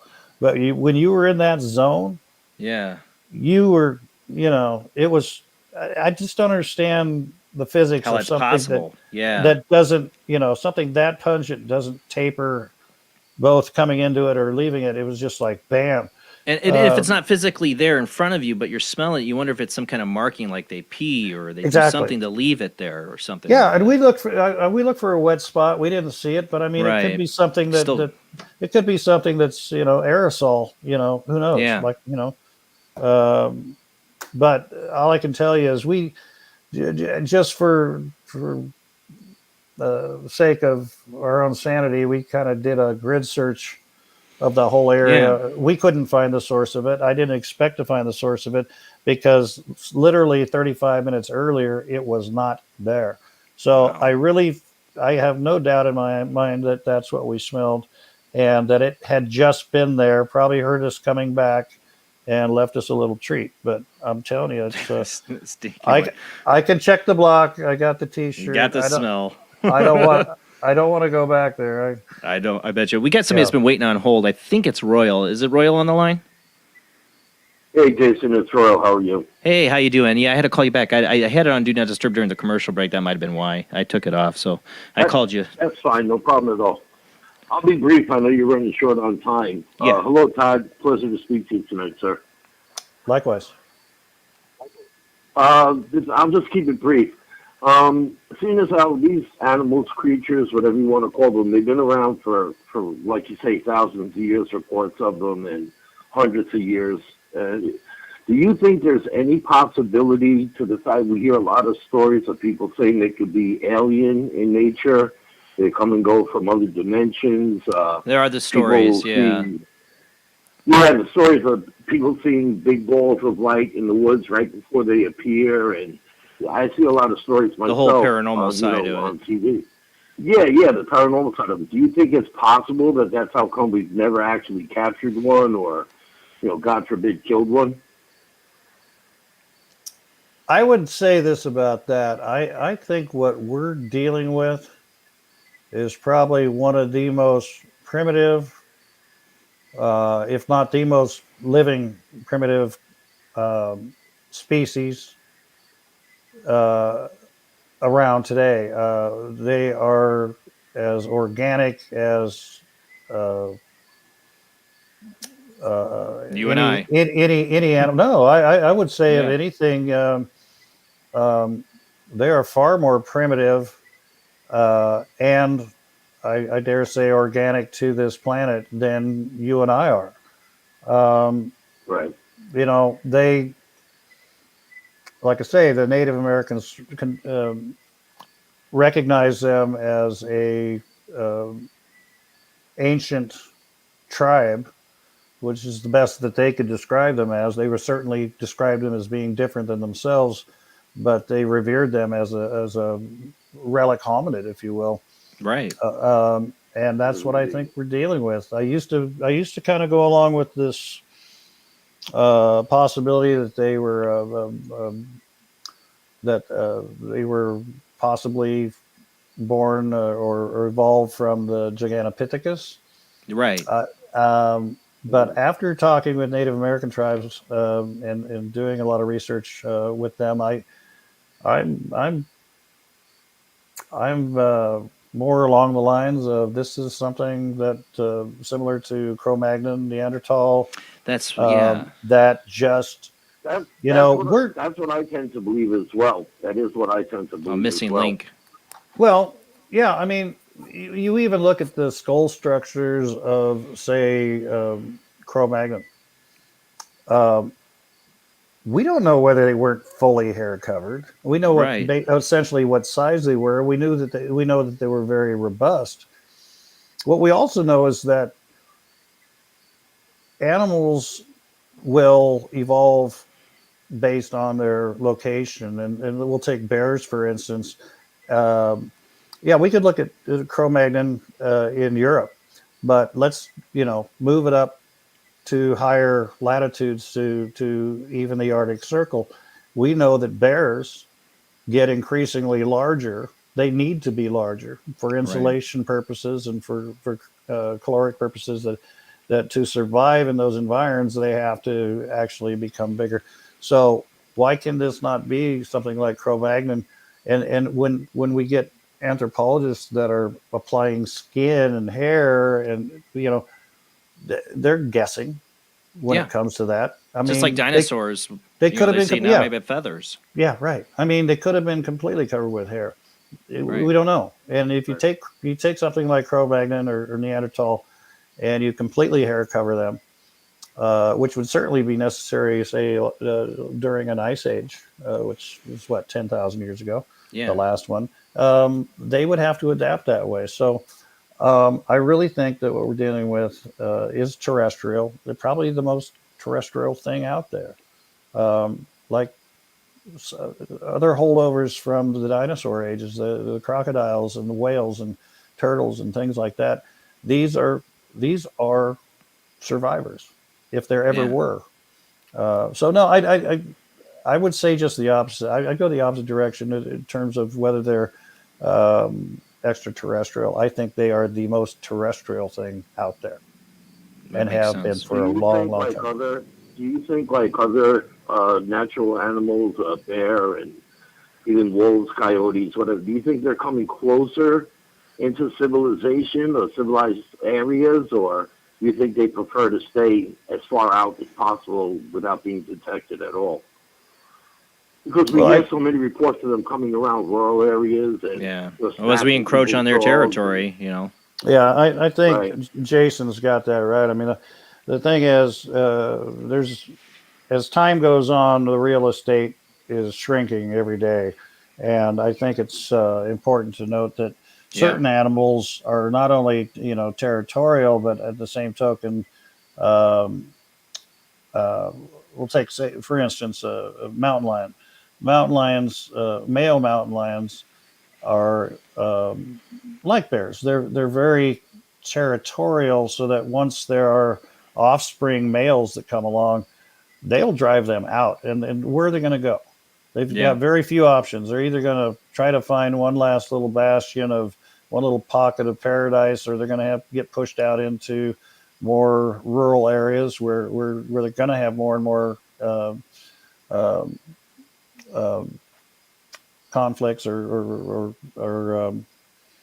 interactions with humans. And so I think that's probably what you're seeing a lot of is just the real estate market's getting pretty thin out there. And granted, I mean the particular habitat that they enjoy is pretty vast. I mean, the Cascade Mountain Range, for instance, is from northern Mount Lassen in Northern California all the way into Canada. The coastal range where I had my experience was starts at Cape Mendocino, California, and goes all the way up into the Olympic National Park. That's a lot. It's something like 162,000 square miles, and most of it uninhabited. But again, the more we get pushed in there, the more we're going to be having these visitors. Oh, geez. All right, Royal. Well, thank you for calling in. My pleasure. Thank you for taking my call. Have a good evening. You too. We're running out of time. So many questions I have here. One of the things we can get into is that, with creatures like that too, it's also about food sources. And we've talked a lot about tonight about leaving like fish or salmon, other, it seems like they are carnivores. They do eat meat, you believe? Well, they're omnivores, and that's or omnivores, both. Pretty well established. Much like say a North American black bear. They are both. For that muscle weight and mass, you would think they'd have to be. Well, yeah. So food source wise, they're both carnivore and omnivore. They're both predator and scavenger. They're opportunists, much like a bear. You go to any rural dump site, and at night the bears pretty much own the place. Yeah. Whatever's easiest. Certainly during the summer, there's a whole lot more food resources available to them, and I think they revert to more of a deciduous lifestyle. Do you think they eat like small game, like rabbits or? I think they eat large game as well. I think large, yeah. Oh yes. One thing I've learned about these things, their number one weapon of choice are rocks, and I don't mean pebbles. Yeah. I'm talking anywhere from grapefruit to bowling ball size rocks, and they have the strength, the agility, and surprisingly the accuracy to utilize those as weapons. And you don't have to kill a deer per se to catch it. You just have to disable it. Same with fish or anything else. And very, very similar. We've seen a couple variances in their diet. Skunk cabbage is something that they and bears actually enjoy. Yeah. You'd think they'd share a similar food source. Oh, I'm sure they do. They do. But they, again, going back to Dr. Fehrenbach, the primatologist, he did some extrapolations based on foot size and height and weight of these things compared to mountain gorilla. And he estimated that it would take at least 6,000 calories per day per animal to be able to fuel that massive body just to the next day. So you can imagine from pretty much the time they become active every day, they're on a mission, and that's find to food. Eat. Yeah. Again, like I say, in the summer you've got mushrooms, you've got berries, you got nuts, you've got all kinds of food sources out there. Winter comes around, I think just like bear, they'll fatten up before winter, and then they're going to probably go more on the carnivorous side because they lose all those other menu items in the winter. And but think about it too. I mean, we've, at least here in the Pacific Northwest, we have 4 fish seasons basically. When I buy the fish, I'm talking specifically salmon, but I mean, we've got winter steelhead, spring chinook, summer steelhead, fall chinook, and they come through like clockwork. You can put it on a calendar. They know when those runs are coming through. They know when to move down to the rivers to take advantage of that, as do bears or pretty much any other animal. So, but yeah, I think they're from sun up to sundown. They're just It seemed like that'd be a bunch- way to kind of track down their habitats, is follow the food source. Maybe we're actually working on that. Yeah. We work in partnership with outfits like the Olympic Project, and Squatch Metrics is something that's kind of been born out of that. And you know, initially we would, early on, I think data points like place, time, date, activity. They're up to like 25 or 30 data points, from altitude to moon phase to fish cycles and all the above. And we're getting closer to looking for those sort of natural markers that'll tell us where they are, when they are. Now, we're almost over the show. I want to make sure we get any of the relative information out you want to get to people. Now, you've been a part of a number of Bigfoot conferences. What do you have coming up for the future? Okay, well, I just recently spoke in Idaho and then Central Oregon. This coming month, September, I'll be speaking in Arkansas at the Ouachita Bigfoot Conference in northwestern Arkansas. And then after the holidays, I'll be speaking in Nebraska in April, Ohio in May, and then I'll be in Virginia in June. So busy schedule. Yeah, so far. So far. but yeah. One thing I get into, we talk about COVID, I've mentioned on the show, is some of the Bigfoot curiosity for places where they might be closer to rural areas. They're, noticing lockdowns at times, or maybe they're coming out to investigate. But one thing I've wondered is if they would be susceptible to human disease. And maybe that's the reason for hundreds of years they've stayed away from, humans, learning, maybe even from the Europeans that came, that they could get sick. I know we're almost over the show, but it's one thing I wanted to get into too. We didn't get to. No, I'm glad you mentioned that, because that's something that's weighed on my mind as well, Jason. Yeah. That's a two-edged sword. So I think maybe a better question is, do they have immunity to some of the things that affect us? Do they have something to offer the human race in terms of certain enzymes or genetic makeup, where we might somehow learn from them how we can avoid certain things that they have been immune from for a long time? Obviously. Hell, they could have the cure for cancer or AIDS. Right. They literally, until we can really study them up close, I mean, the opportunities, the possibilities are endless, but they obviously have a different system than ours. And again, it could be good or bad. I mean, we saw what had happened with the Indians and smallpox and all that, because of that's what I mean. Maybe a more suppressed immune system, or immune system that wasn't necessarily subjected to certain diseases at that time. But on the other hand, maybe this COVID thing has been around longer than we think. Maybe they've already dealt with it. Maybe they've already developed antibodies for it, and maybe we can utilize that. Who knows? But that's kind of an interesting question. Yeah, I know. I've thought to mention on the show several times when we talk about Bigfoot during the World Wide Web of Weird. It's like, could they catch COVID? Could what diseases affect them? So, by the way, anybody trying to call in, I'm not taking any more calls. We're almost over the show. The only other thing we can get into as time runs out is I've always been fascinated by the times people have said they've collected hair of Bigfoot, and when it's been tested, and I've seen I think the FBI had a report about testing of the hair, and it came back as human or something, like human like or something like that, which would make sense if they are like a missing link. I just recently was shown a couple of hair samples that was collected just this week. Really? Yes, a pretty interesting story, and I'll try to keep it short. I know we're short on time, but a gentleman that lives about 2 hours south of me had some game cameras up, and you know how game cameras will not only have a date and time stamp, but they also might show moon phase, and they'll show the temperature.